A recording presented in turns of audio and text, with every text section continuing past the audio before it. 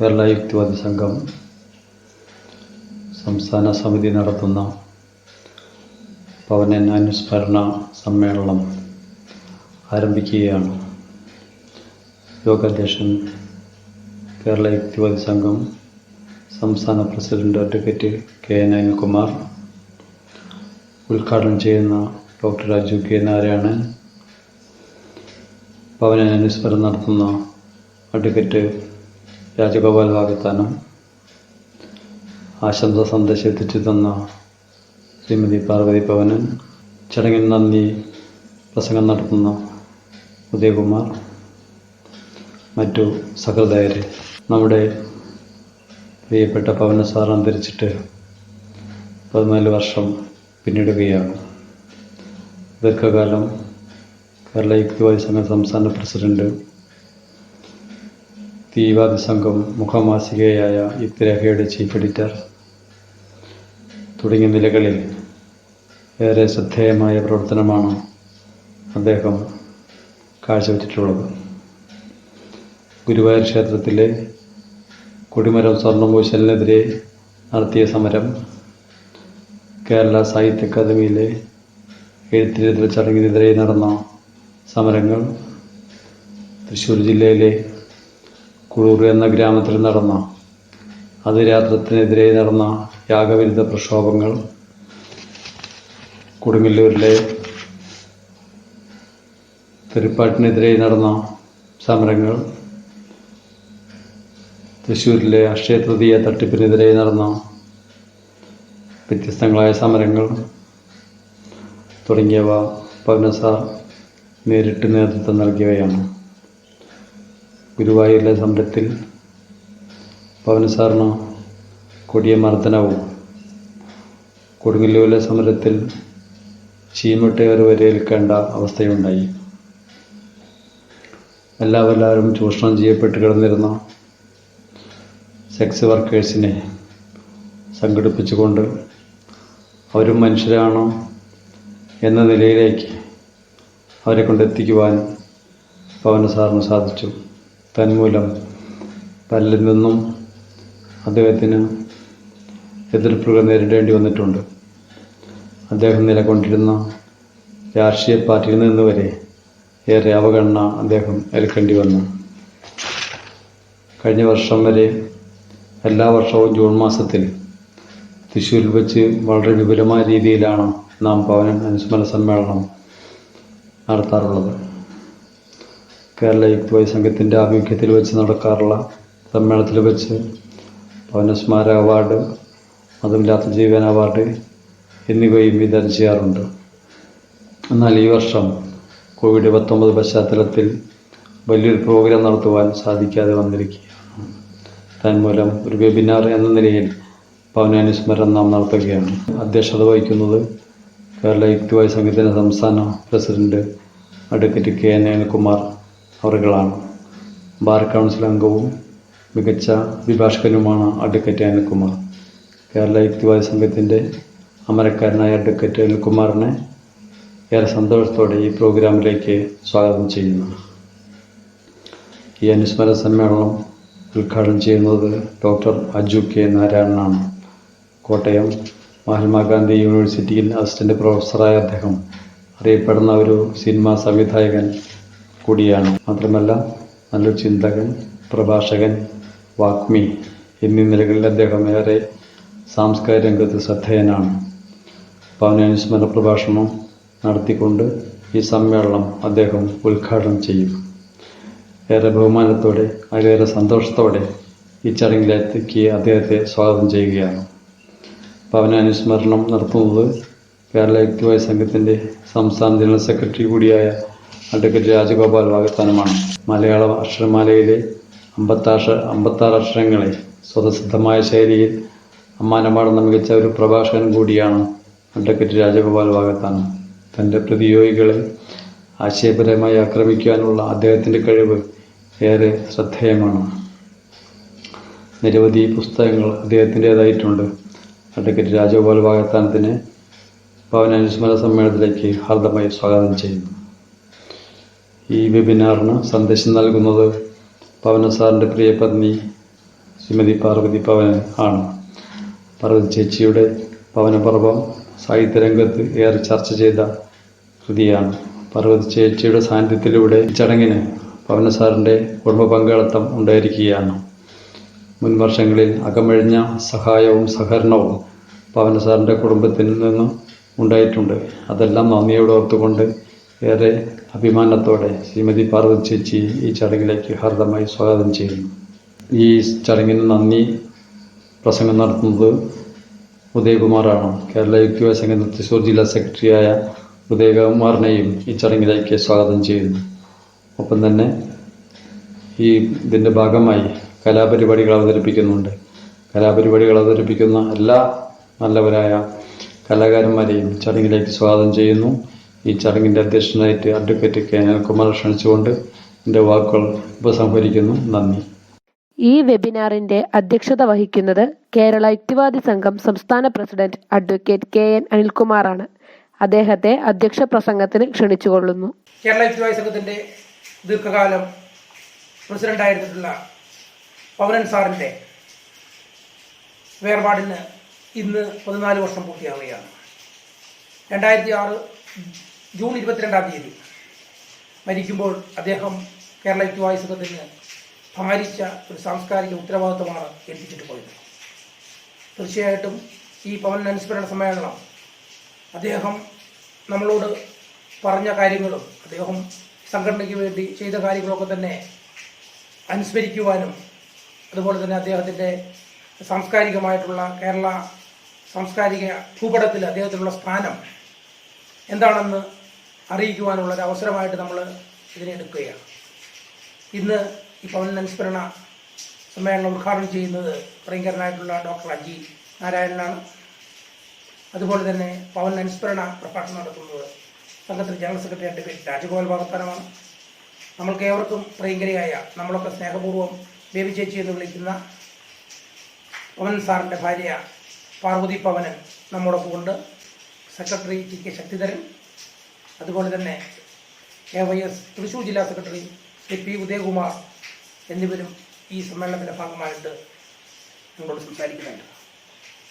തീർച്ചയായിട്ടും പവനൻ സാറ് കേരള യുക്തിവാദി സംഘത്തിന് നൽകിയ ദിശാബോധവും അതുപോലെ അദ്ദേഹത്തിൻ്റെ വൈജ്ഞാനികമായിട്ടുള്ള സംഭാവനകളൊക്കെ തന്നെ ഈ സമ്മേളനത്തിൽ അനുസ്മരിക്കപ്പെടുകയാണ്. നമ്മളുടെ പ്രിയപ്പെട്ട പവനൻ സാർ അദ്ദേഹം മരിക്കുന്നത് 2006 ജൂൺ 22-ാം തീയതിയാണ്. നമ്മൾക്കറിയാം അദ്ദേഹത്തിൻ്റെ മരണത്തിന് ഒരു 6 വർഷം മുന്നേ വരെ അദ്ദേഹം സംഘടനയുടെ പ്രസിഡൻ്റായിരുന്നു. ദീർഘകാലം ഇടപെട്ട കാലഘട്ടങ്ങളിൽ സംഘടനയുടെ പ്രസിഡൻ്റായിട്ട് സംഘടനയ്ക്ക് ആശയപരമായിട്ടുള്ള ഒരു ദിശാബോധം അദ്ദേഹം കൃത്യമായിട്ട് നൽകുകയുണ്ടായി. വൈവിധ്യമാർന്ന ഏരിയകളിൽ അദ്ദേഹം പ്രവർത്തിക്കുമ്പോഴും അദ്ദേഹത്തിൻ്റെ ഏറ്റവും പ്രധാനപ്പെട്ട ഒരു പ്രയോറിറ്റി എന്ന് പറയുന്നത് കേരള യുക്തിവാദി സംഘം തന്നെയായിരുന്നു. അദ്ദേഹം കേരള സാഹിത്യ അക്കാദമിയുടെ സെക്രട്ടറി ആയിട്ട് ഏതാണ്ട് 9 വർഷം പ്രവർത്തിക്കുമ്പോഴും അദ്ദേഹം കേരള യുക്തിവാദി സംഘത്തിൻ്റെ പ്രസിഡന്റ് എന്ന പദവി അദ്ദേഹം കൊണ്ടു നടന്നിട്ടുണ്ട്.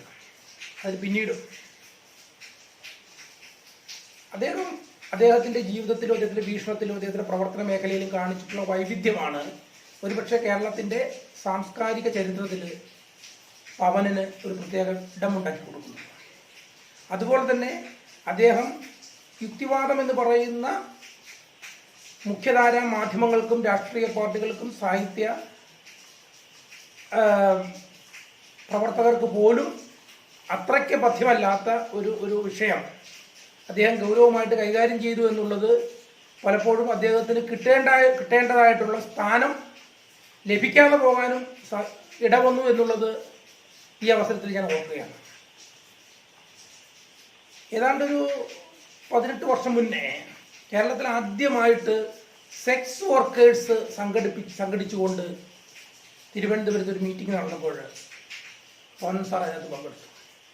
വലിയ തോതിലുള്ള വിമർശനങ്ങളുണ്ടായി. അന്നൊക്കെ തന്നെ അറിയാം, ഇന്നത്തെ ഒരു കാഴ്ചപ്പാടല്ല.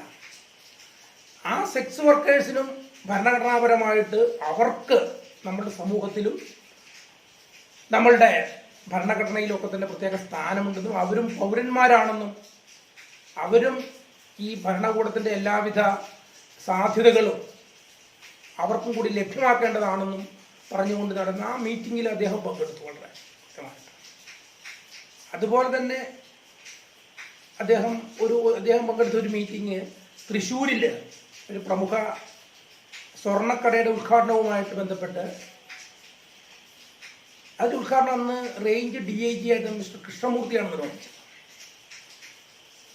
അന്ന് എറണാകുളം ഉൾപ്പെടുന്ന ജില്ലകൾ തൃശ്ശൂർ റേഞ്ചിന് കീഴിലായി. അന്ന് അവിടെ വിൽപ്പനയ്ക്ക് വച്ചിരുന്ന ഒരു രത്നം സ്ത്രീകളുടെ അല്ലെങ്കിൽ ഭാര്യയുടെ ചാരിത്ര ശുദ്ധി ആ രത്നം അണിഞ്ഞു കഴിഞ്ഞാൽ നമുക്ക് അറിയാൻ കഴിയുമെന്ന രീതിയിലുള്ള പ്രത്യേകമായിട്ടുള്ള പരസ്യവാചകത്തോടു കൂടി ആ രത്നം അവിടെ പ്രദർശിപ്പിക്കുകയാണ്. ഇത് സ്ത്രീവിരുദ്ധമാണെന്നും ഇത് ഭരണഘടനാ വിരുദ്ധമാണെന്നും പറഞ്ഞുകൊണ്ട് ആ ഉദ്ഘാടന വേദിയിൽ അവിടെ പങ്കെടുത്ത പവനൻ അത് അവിടെ മുൻനിരയിൽ നിന്ന് പ്രതിഷേധിച്ചപ്പോൾ അന്ന് പോലീസുകാർ അദ്ദേഹത്തെ ബലമായിട്ട് ആ ഓഡിറ്റോറിയത്തിൽ നിന്ന് പുറത്താക്കിയിട്ടുണ്ടായി. അതുപോലെ തന്നെ അദ്ദേഹം വളരെ വർഷങ്ങളോളം സെക്രട്ടറി ആയിരുന്ന സാഹിത്യ അക്കാദമി ഒരു ഘട്ടത്തിൽ എഴുത്തിനിരുത്തൽ ചടങ്ങ് സാഹിത്യ അക്കാദമിയിൽ നടത്തിയപ്പോൾ അതിൻ്റെ മുന്നിൽ ഒരു പന്തൽ കെട്ടി ആ സാഹിത്യ അക്കാദമി മുമ്പിൽ തൻ്റെ പ്രതിഷേധം അറിയിക്കുവാൻ പവൻ സാർ തയ്യാറായി. അന്ന് അദ്ദേഹത്തോടൊപ്പം ആ പ്രതിഷേധ മീറ്റിങ്ങിലും പ്രതിഷേധ ധർണയിലും പങ്കെടുത്ത ഒരാളാണ് ഞാൻ. തീർച്ചയായിട്ടും ഇങ്ങനെയുള്ള വൈവിധ്യമായിട്ടുള്ള കാര്യങ്ങളിൽ, അതുപോലെ തന്നെ തൃശ്ശൂരിൽ ആലൂരിൽ അവിടുത്തെ പൊതുശ്മശാനവുമായിട്ട് ബന്ധപ്പെട്ടും അവിടുത്തെ പാരിസ്ഥിതിക പ്രശ്നങ്ങളുമായിട്ടൊക്കെ ബന്ധപ്പെട്ട് ഏറ്റവും ആദ്യം രംഗത്ത് വരുന്ന ഒരാൾ പവൻ സാറാണ്. അതുപോലെ തന്നെ ഇന്ന് തൃശ്ശൂരിൻ്റെ ഹൃദയഭാഗത്തുള്ള ജവഹർ ബാലഭവൻ അത് അവിടെ നിന്ന് മാറ്റി വേറൊരു സ്ഥലത്തേക്ക് മാറ്റി കൊണ്ടുപോകാനുള്ള തീരുമാനമുണ്ടായപ്പോൾ അതിനെതിരെ ശക്തമായിട്ട് മുന്നിൽ നിന്ന് സമരം ചെയ്ത പവൻ സാറാണ് ഇന്നും ആ ജവഹർ ബാലഭവൻ തൃശ്ശൂരിൻ്റെ ഹൃദയഭാഗത്ത് നിലനിൽക്കുന്നതിൻ്റെ ഏറ്റവും ഒരു കാരണം എന്നുകൂടി നമ്മൾ മനസ്സിലാക്കുമ്പോഴാണ് ഇങ്ങനെയുള്ള അദ്ദേഹത്തിൻ്റെ പ്രവർത്തനം. ഞാൻ പറഞ്ഞില്ല, അദ്ദേഹം യുക്തിവാദി സംഘത്തിൻ്റെ പ്രസിഡന്റ് ആയിരിക്കുമ്പോഴും വ്യത്യസ്ത മേഖലകളിൽ അദ്ദേഹം ഇടപെട്ടിട്ടുണ്ട്. തീർച്ചയായിട്ടും ഇതൊരു വലിയ മാതൃകയാണ്. നമ്മൾ യുക്തിവാദികൾ പൊതുവെ നമുക്ക് നേരിടേണ്ടി വരുന്ന വിമർശനം എന്ന് പറഞ്ഞാൽ യുക്തിവാദി സംഘത്തിലുള്ള പ്രവർത്തനം കൊണ്ട് നമ്മൾ സമൂഹത്തിൽ ഒറ്റപ്പെടും എന്നുള്ള രീതിയിലുള്ള വിമർശനങ്ങളൊക്കെ തന്നെ നമ്മൾ എല്ലാ കാലത്തും കേട്ടിട്ടുണ്ട്. പക്ഷെ നമുക്കറിയാം, നമ്മൾ സമൂഹത്തിൻ്റെ ഭാഗമായിട്ട് നിന്ന് പ്രവർത്തിച്ചു കഴിഞ്ഞാൽ ഒരു രീതിക്കുള്ള ഒറ്റപ്പെടലും നമുക്ക് സമൂഹത്തിൽ നിന്ന് ഉണ്ടാകുകയില്ല. മാത്രമല്ല യുക്തിവാദി എന്ന രീതിയിലുള്ളൊരു ആദരവ് നമുക്ക് ലഭിക്കുകയും ചെയ്യും. അതിന് ഏറ്റവും വലിയ ഉദാഹരണമാണ് പവൻ സാർ. തീർച്ചയായിട്ടും അദ്ദേഹത്തിൻ്റെ ഒരു അവസാന കാലഘട്ടങ്ങളിൽ അദ്ദേഹം കേരളത്തിലും ഇന്ത്യയിലൊക്കെ തന്നെ വളർന്നു വരുന്ന വർഗീയതയെക്കുറിച്ച്, മതവർഗീയതയെക്കുറിച്ച്, ജാതിബോധത്തെക്കുറിച്ചൊക്കെ വലിയ രീതിക്ക് ഉത്കണ്ഠപ്പെട്ടിരുന്ന ഒരാളാണ്. നമുക്കറിയാം, അദ്ദേഹത്തിൻ്റെ പുസ്തകങ്ങൾ വായിച്ചു കഴിഞ്ഞാൽ ജാതിക്കെതിരെ വളരെ വ്യക്തമായിട്ടുള്ള നിലപാടുകൾ സ്വീകരിച്ചിട്ടുള്ള ഒരു സാമൂഹ്യ പ്രവർത്തകനാണ് പവൻ സാർ. അതുപോലെ തന്നെ മതത്തിൻ്റെ കാര്യത്തിൽ ജാതി എന്ന് പറയുന്ന സംവിധാനം നിലനിൽക്കുന്നത് മതത്തിൻ്റെ ഭാഗമായിട്ടാണെന്നും ഈ മതം എന്ന് പറയുന്ന സ്ഥാപനം നിലനിൽക്കുന്നത് ദൈവസങ്കല്പം എന്ന് പറയുന്ന ഒരു വിശ്വാസത്തിൻ്റെ അടിസ്ഥാനത്തിലാണെന്നും വ്യക്തമായിട്ട് തിരിച്ചറിയുകയും ഇതിന് മൂന്നിനെതിരായിട്ടുള്ള സമരങ്ങൾ സമൂഹത്തിന് ആവശ്യമാണെന്ന് പലപ്പോഴും നമ്മുടെ സമൂഹത്തെ ഓർമ്മപ്പെടുത്തിയിട്ടുള്ള ഒരാളാണ് പവൻ സാർ. അദ്ദേഹം കോഴിക്കോട് സമ്മേളനത്തിൽ വെച്ചിട്ടാണ്, എനിക്ക് തോന്നുന്ന എൻ്റെ ഓർമ്മ ശരിയാണെങ്കിൽ 22ാം സംസ്ഥാന സമ്മേളനത്തിൽ കോഴിക്കോട് ടൗൺ ഹാളിൽ അന്ന് അദ്ദേഹത്തിൻ്റെ വിടവാങ്ങൽ പ്രസംഗം നടത്തി. അത് എഴുതി തയ്യാറാക്കിയ ഒരു പ്രസംഗമായിരുന്നു. അപ്പോഴേക്കും അദ്ദേഹത്തിൻ്റെ ഓർമ്മകൾ ചെറിയ തോതിൽ മങ്ങിക്കൊണ്ടിരുന്ന സമയമാണ്. ആ പ്രസംഗം അദ്ദേഹം പറഞ്ഞു തന്നപ്പോൾ അത് എഴുതിയെടുത്തതും പിന്നീട് DTP പ്രിൻ്റെടുപ്പിച്ചതൊക്കെ ഞാനാണ്. അന്ന് ആ സമ്മേളനത്തിൽ അത് വായിച്ചതും, ആ സമ്മേളനത്തിൽ പവൻ സാറ് വേദിയിലുണ്ടായിരുന്നെങ്കിലും അദ്ദേഹത്തിന് വായിക്കാൻ കഴിയുമായിരുന്നില്ല. അദ്ദേഹത്തിൻ്റെ സാന്നിധ്യത്തിൽ അത് വായിച്ചതും ഞാൻ തന്നെയാണ്. അതിനകത്ത് അദ്ദേഹം വളരെ വ്യക്തമായിട്ട് ഇന്ത്യയും പ്രത്യേകിച്ച് കേരളം പോലും മതവർഗീയതയുടെ കാര്യത്തിൽ എങ്ങോട്ടാണ് പോകുന്നത് എന്ന് വളരെ വ്യക്തമായിട്ട് എഴുതിയിരുന്നു. മതത്തിൻ്റെ പേരിൽ അല്ലെങ്കിൽ മതവിമർശനത്തിൻ്റെ പേരിൽ അല്ലെങ്കിൽ മതവുമായിട്ട് ബന്ധപ്പെട്ട ദൈവങ്ങളുടെ പേരിൽ, ദൈവസങ്കല്പങ്ങളുടെ പേരിലൊക്കെ തന്നെ അതിനെയൊക്കെ തന്നെ പരാമർശിച്ചാൽ തല നഷ്ടപ്പെടുന്ന അല്ലെങ്കിൽ നമ്മുടെ കഴുത്തു പോകുന്ന ഒരു ഭൗതിക സാഹചര്യം കേരളത്തിൽ ഉടലെടുക്കാൻ പോവുകയാണെന്ന് അദ്ദേഹം അസന്നിഗ്ധമായിട്ട് പറയുകയുണ്ടായി അദ്ദേഹത്തിന്റെ പ്രസംഗത്തിൽ. പക്ഷെ പിന്നീടല്ല പിറ്റേ ദിവസം തന്നെ പല മാധ്യമങ്ങളിലും അദ്ദേഹത്തിന്റെ പ്രസംഗം റിപ്പോർട്ട് ചെയ്യുകയും പല മുഖ്യധാര സാഹിത്യകാരന്മാർ അല്ലെങ്കിൽ രാഷ്ട്രീയ സാഹിത്യ രംഗത്തുള്ളവരൊക്കെ തന്നെ ഈ പവനൻ കേരളത്തെക്കുറിച്ചാണോ ഇതൊക്കെ പറഞ്ഞത് എന്ന് വളരെ ആക്ഷേപഹാസ്യത്തോടു കൂടിയിട്ട് എഴുതുകയും സംസാരിക്കുകയും ചെയ്തു. പക്ഷെ എന്നാൽ ആ സംഭവത്തിന് ശേഷം ഏതാണ്ട് ഒരു 4 വർഷം കഴിഞ്ഞപ്പോഴാണ് പ്രൊഫസർ ടി ജെ ജോസഫിന്റെ മത തീവ്രവാദികൾ കൈപ്പത്തി വെട്ടിമാറ്റി. അതിന് വലിയ ഉത്തരമായിരുന്നു. പവനൻ അദ്ദേഹത്തിന്റെ സാമൂഹ്യ രംഗത്ത് അദ്ദേഹത്തിനുണ്ടായിരുന്ന ആ പ്രായോഗികമായിട്ടുള്ള അറിവും അദ്ദേഹത്തിനുണ്ടായിരുന്ന ബുദ്ധിയും ഒക്കെ തന്നെ ഉപയോഗിച്ചാണ് അദ്ദേഹം ഈ വിലയിരുത്തൽ നടത്തിയത്.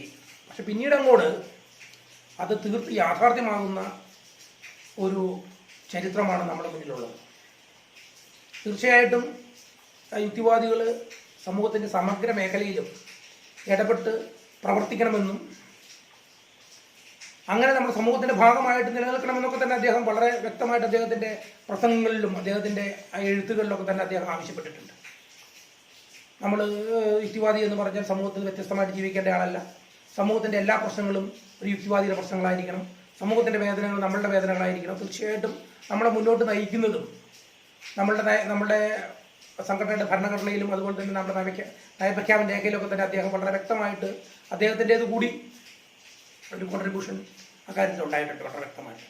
പിന്നെ നമുക്കറിയാം സാഹിത്യ മേഖലയിൽ പവനൻ ഒരു വലിയ സ്ഥാനമുണ്ട്. അദ്ദേഹത്തിൻ്റെ എഴുത്തുകൾ ഒക്കെ തന്നെ വളരെ പുസ്തകങ്ങളൊക്കെ തന്നെ അനവധി പുസ്തകങ്ങൾ അദ്ദേഹം എഴുതിയിട്ടുണ്ട്. ഞാൻ ദീർഘമായിട്ട് പറയുന്നില്ല. അതുപോലെ തന്നെ അദ്ദേഹം കേവലമായിട്ട് അദ്ദേഹത്തെ പലപ്പോഴും ഞാൻ ആദ്യമേ സൂചിപ്പിച്ച പോലെ അദ്ദേഹം ഒരുപക്ഷെ കേരള യുക്തിവാദി സംഘം അദ്ദേഹത്തിൻ്റെ ഒരു പ്രധാനപ്പെട്ട പ്രയോറിറ്റിയായി തിരഞ്ഞെടുത്ത് പ്രവർത്തിച്ചില്ലായിരുന്നെങ്കിൽ രാഷ്ട്രീയ രംഗത്ത് ഉന്നത പദവിയിലെത്താൻ അദ്ദേഹത്തിന് കഴിയുമായിരുന്നു. പലപ്പോഴും അദ്ദേഹത്തിന് കഴിയാതെ പോയത് അദ്ദേഹം യുക്തിവാദം എന്ന് പറയുന്ന അധികം ആരും തിരിഞ്ഞു നോക്കാൻ ഇല്ലാത്ത ഒരു ആശയ സംഹിത, എന്നാൽ സമൂഹത്തിന് ഏറ്റവും അത്യാവശ്യമായിട്ടുള്ള യുക്തിവാദം. നമുക്കറിയാം യുക്തിവാദം എന്ന് പറയുന്നത് നമ്മൾ കേരളത്തിൽ അല്ലെങ്കിൽ ഇന്ത്യയിലെ റാഷണലിസം എന്ന് പറയുമ്പോൾ അല്ലെങ്കിൽ എത്തിസത്തിൻ്റെ ഒരു അടുത്ത പടിയായ റാഷണലിസം എന്ന് പറയുമ്പോൾ അത് ഇന്ത്യക്ക് വെളിയിൽ ഈ റാഷണലിസം എന്ന് തിരിച്ചറിയുന്നത് ഹ്യൂമനിസം എന്ന് പറയുന്ന വാക്കുകൊണ്ടാണ്. നമ്മൾക്കറിയാം നമ്മളൊക്കെ തന്നെ കേരള യുക്തിവാദി സംഘം അഫിലിയേറ്റ് ചെയ്തിട്ടുള്ള international humanist and ethical union എന്ന് പറയുന്ന അഖില ലോക സംഘടന. ആ സംഘടനയുടെ പേര് തന്നെ ഹ്യൂമനിസം അല്ലെങ്കിൽ ഹ്യൂമനിസ്റ്റ് എന്നുള്ള രീതിയിലാണ്. അവർ യുക്തിവാദികളെയും നിരീശ്വരവാദികളെയും അജ്ഞായവാദികളെയും ഒക്കെ തന്നെ ഉൾക്കൊണ്ടുകൊണ്ടാണ് ആ സംഘടന രൂപീകൃതമായിട്ടുള്ളത്. അതിൻ്റെയൊക്കെ തന്നെ ഇന്റർനാഷണൽ കോൺഫറൻസുകളിൽ പങ്കെടുക്കാനുള്ള ഒരു അവസരം ലഭിച്ചിട്ടുള്ള ആളെന്ന രീതിയിൽ എനിക്ക് മനസ്സിലാക്കാൻ കഴിയും, എനിക്ക് ഉറപ്പിച്ച് പറയാൻ കഴിയും, ലോകത്തിൽ ഹ്യൂമനിസ്റ്റുകളുടെ എണ്ണം കൂടിക്കൊണ്ടിരിക്കുകയാണ്. തന്നെയല്ല, പവൻ സാറിൻ്റെയൊക്കെ കാലഘട്ടത്തിൽ സോഷ്യൽ മീഡിയ ഇത്രമാത്രം സജീവമായിരുന്നില്ല. ഇന്ന് സോഷ്യൽ മീഡിയയും അതുപോലെ തന്നെ ഒരുപാട് യുവാക്കളും ഈ ആശയങ്ങൾ ഉൾക്കൊള്ളുന്നുണ്ട്. പല തട്ടിലും പല രീതിയിലും പല മേഖലകളിൽ നിന്നുകൊണ്ട് ഈ ആശയത്തിന് വലിയ രീതിക്കുള്ള ഒരു സ്ഥാനം നമ്മുടെ സമൂഹത്തിൽ ഉണ്ടായിട്ടുണ്ട്. തീർച്ചയായിട്ടും ഒരു സ്വയം വിമർശനപരമായിട്ട് പറഞ്ഞാൽ കേരള യുക്തിവാദി സംഘത്തിന് ഈ സോഷ്യൽ മീഡിയയിൽ, ഇലക്ട്രോണിക് മീഡിയയിൽ അത് നമ്മൾ അറിയിക്കുന്ന രീതിയിൽ അല്ലെങ്കിൽ നമ്മൾ ആ കാര്യത്തിൽ കുറച്ച് നമ്മൾ പിന്നോക്കമാണ് എന്ന് ഒരു സമ്മതിക്കാൻ എനിക്ക് യാതൊരു മടിയുമില്ല. തീർച്ചയായിട്ടും ആ മേഖല വിവരസാങ്കേതിക വിദ്യയുടെ സഹായത്തോടുള്ള ഈ സോഷ്യൽ മീഡിയയാണ് ഇനി വരുന്ന കാലഘട്ടത്തിൽ ഏറ്റവും പ്രസക്തമായിട്ട് നിലനിൽക്കുന്നത്. ഈ കൊറോണ കാലത്തിൽ ഭരണകൂടം അല്ലെങ്കിൽ ഹൈക്കോടതി അടക്കമുള്ള സംവിധാനങ്ങളൊക്കെ തന്നെ ഓൺലൈനിലേക്ക് മാറിക്കൊണ്ടിരിക്കുന്നു. അപ്പോൾ ഓൺലൈൻ എന്ന് പറയുന്ന പ്രധാനപ്പെട്ട ഓൺലൈൻ സാഹിത്യവും ഓൺലൈൻ സാംസ്കാരിക പ്രവർത്തനവും ഒക്കെ തന്നെ ഇനി നമ്മൾ സ്വാംശീകരിച്ചേ പറ്റും. അങ്ങനെ ഈ ഓൺലൈൻ രംഗത്ത് പോലും നമ്മുടെ സാന്നിധ്യം അറിയിക്കുന്ന രീതിയിൽ നമ്മുടെ പ്രവർത്തനങ്ങൾ മുന്നോട്ട് കൊണ്ടുപോകുമ്പോൾ അതിനൊക്കെ തന്നെ ആവേശമായിട്ട് പവനൻ സാറിൻ്റെ വാക്കുകളും പവനൻ സാറിൻ്റെ ഓർമ്മകളും നമ്മളുടെ കൂടെ ഉണ്ടാകും എന്നുള്ള കാര്യം സംശയമില്ല. അദ്ദേഹത്തെ ഒന്നുകൂടി സ്മരിച്ചുകൊണ്ട് ഇന്ന് ഈ അദ്ദേഹത്തിൻ്റെ ഇന്ന് നമുക്കറിയാം അദ്ദേഹത്തെക്കുറിച്ചുള്ള ഒരു പവൻ സാറിൻ്റെ അനുസ്മരണം നമ്മുടെ സംഘടനയുടെ ജനറൽ സെക്രട്ടറി കൂടിയായ അഡ്വക്കേറ്റ് രാജഗോപാൽ വാഗ്ദാനം നടത്തുന്നുണ്ട്. തീർച്ചയായിട്ടും അദ്ദേഹത്തിൻ്റെ ഓർമ്മകൾ നമ്മളുടെ പ്രവർത്തനങ്ങൾക്ക് ഊർജവും ആവേശവും പകരട്ടെ എന്ന് പറഞ്ഞുകൊണ്ട് ഞാൻ അവസാനിപ്പിക്കുന്നു. നിങ്ങൾക്ക് എൻ്റെ അഭിവാദ്യങ്ങൾ. ഈ വെബിനാർ ഉദ്ഘാടനം ചെയ്യുന്നത് മഹാത്മാഗാന്ധി യൂണിവേഴ്സിറ്റി സ്കൂൾ ഓഫ് ലെറ്റേഴ്സിൽ അസിസ്റ്റന്റ് പ്രൊഫസറും സിനിമാ സംവിധായകനും ഗ്രന്ഥകാരനുമായ ഡോക്ടർ അജു കെ നാരായണനാണ്. ഉദ്ഘാടന പ്രഭാഷണം നടത്തുന്നതിനായി അദ്ദേഹത്തെ ക്ഷണിച്ചുകൊള്ളുന്നു. നമസ്കാരം. ജൂൺ 22 എന്ന തീയതി പവനന്റെ ഓർമ്മയുടെ ദിനമാണ് എന്ന് പറയാം. 2006 ശേഷം ജൂൺ 22 കടന്നു വരുമ്പോൾ ഒരുപക്ഷെ കേരളീയനെ സംബന്ധിച്ച് അത് പവനന്റെ പാവന സ്മരണയായി നിലകൊള്ളുന്ന ദിനമാണ്. പവനനെ ഓർമ്മിച്ചുകൊണ്ട് നിങ്ങളെ അഭിസംബോധന ചെയ്യാൻ കഴിഞ്ഞതിൽ എനിക്ക് അതിയായ സന്തോഷമുണ്ട്. കാരണം കേരളത്തിന്റെ ദൈക്ഷണിക മണ്ഡലത്തിൽ, കേരളത്തിന്റെ യുക്തിവിചാര മണ്ഡലത്തിൽ, കേരളത്തിന്റെ സാഹിത്യ മണ്ഡലത്തിലൊക്കെ ശ്രദ്ധേയമായ മുദ്ര പതിപ്പിക്കാൻ കഴിഞ്ഞ ആളാണ് പവനൻ എന്ന് നമുക്കറിയാം. അദ്ദേഹത്തിന്റെ സാഹിത്യ ചർച്ച എന്ന് പറയുന്ന പുസ്തകം, പ്രേമവും വിവാഹവും എന്ന് പറയുന്ന മറ്റൊരു പുസ്തകം, 4 റഷ്യൻ സാഹിത്യകാരന്മാർ എന്നുള്ള പുസ്തകം, പരിചയം എന്ന പേരിലുള്ള ഒരു പുസ്തകം, ഒരുപക്ഷെ കേരളത്തിൽ യുക്തിവിചാരത്തിന്റെ അടിസ്ഥാന ധാരണകളൊക്കെ തന്നെ രൂപപ്പെടുത്തുന്നതിൽ വലിയ പങ്ക് വഹിച്ച യുക്തിവിചാരം എന്ന് പറയുന്ന പുസ്തകം, യുക്തിവാദത്തിന് ഒരു മുഖവുര എന്നിങ്ങനെയുള്ള നിരവധി പുസ്തകങ്ങളിലൂടെ പവനൻ ഇന്നും നമ്മോടൊപ്പം ജീവിക്കുന്നുണ്ട്.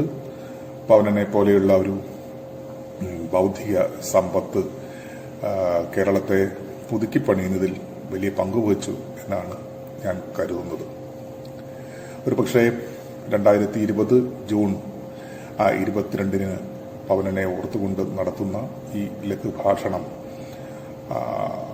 പവനന്റെ വർക്കിനെ കുറിച്ചല്ല, അല്ലെങ്കിൽ പവനൻ കേരളത്തിന്റെ ബൗദ്ധിക മേഖലയിൽ വരുത്തിയ വ്യതിയാനങ്ങളെ കുറിച്ചല്ല ഞാൻ സംസാരിക്കുന്നത്. മറിച്ച് സമകാലിക അവസ്ഥയിൽ, പ്രത്യേകിച്ച് ഈ കോവിഡിന്റെ ഈ പാൻഡമിക് അവസ്ഥയിൽ എങ്ങനെയാണ് ഉന്നത വിദ്യാഭ്യാസ രംഗം അതിനെ നേരിടുന്നത്, എങ്ങനെയാണ് അതിനോട് എൻഗേജ് ചെയ്യുന്നത് എന്നുള്ള ചില പര്യാലോചനകൾ നടത്താമെന്നാണ് ഞാൻ കരുതുന്നത്.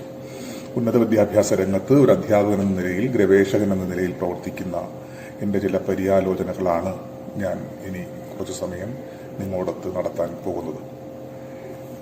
കോവിഡ് എന്ന മഹാമാരി മനുഷ്യന്റെ സമസ്ത സ്വാഭാവികമായ ജീവതാളങ്ങളെ എല്ലാം ഉല്ലംഘിച്ചുകൊണ്ട്, എല്ലാറ്റിനെയും അവതാളത്തിലാക്കിക്കൊണ്ട് അതിൻ്റെതായ രീതിയിൽ മുന്നേറിക്കൊണ്ടിരിക്കുകയാണ്. ഈ മഹാമാരിയെ അതിജീവിക്കാൻ വേണ്ടി, അതിനെ ഓവർകം ചെയ്യാൻ വേണ്ടി പലതരത്തിലുള്ള പരിശ്രമങ്ങളിൽ ഏർപ്പെട്ടുകൊണ്ടിരിക്കുന്നു. ഭരണാധികാരികളും ഡോക്ടർമാരും ഒക്കെ തന്നെ എങ്ങനെ ഈ ഒരു ദുരവസ്ഥയെ ഓവർകം ചെയ്യാം എന്ന് ആലോചിക്കുന്നു, പ്രവർത്തിക്കുന്നു. ഉന്നത വിദ്യാഭ്യാസ രംഗം ഈ മഹാമാരി കാലത്തെ അതിജീവിക്കാനായി ചില പുതിയ സമ്പ്രദായങ്ങൾ ഇന്ന് അഡോപ്റ്റ് ചെയ്ത് തുടങ്ങിയിട്ടുണ്ട്. പ്രത്യേകിച്ച് UGCയുടെ ചില നിർദ്ദേശങ്ങൾ ഇതിനോടകം വന്നു കഴിഞ്ഞു. അതിന്റെ ചൂട് പിടിച്ച് കേരള സർക്കാരും പ്രത്യേകിച്ച് ഉന്നത വിദ്യാഭ്യാസ വകുപ്പും ചില ഓൾട്ടർനേറ്റീവ് എന്ന നിലയിൽ ചില പരിഷ്കാരങ്ങൾ നമ്മുടെ ഉന്നത വിദ്യാഭ്യാസ രംഗത്ത് വരുത്തിക്കൊണ്ടിരിക്കുന്നു. അതിന്റെ ഭാഗമായി കലാശാല വിദ്യാഭ്യാസം, സർവകലാശാല വിദ്യാഭ്യാസം ഒക്കെ തന്നെ ഒരു പുതിയ രീതിയിൽ, ഒരു വഴിമാറ്റ രീതിയിൽ നമ്മൾ റീഡിസൈൻ ചെയ്തുകൊണ്ടിരിക്കുകയാണ്.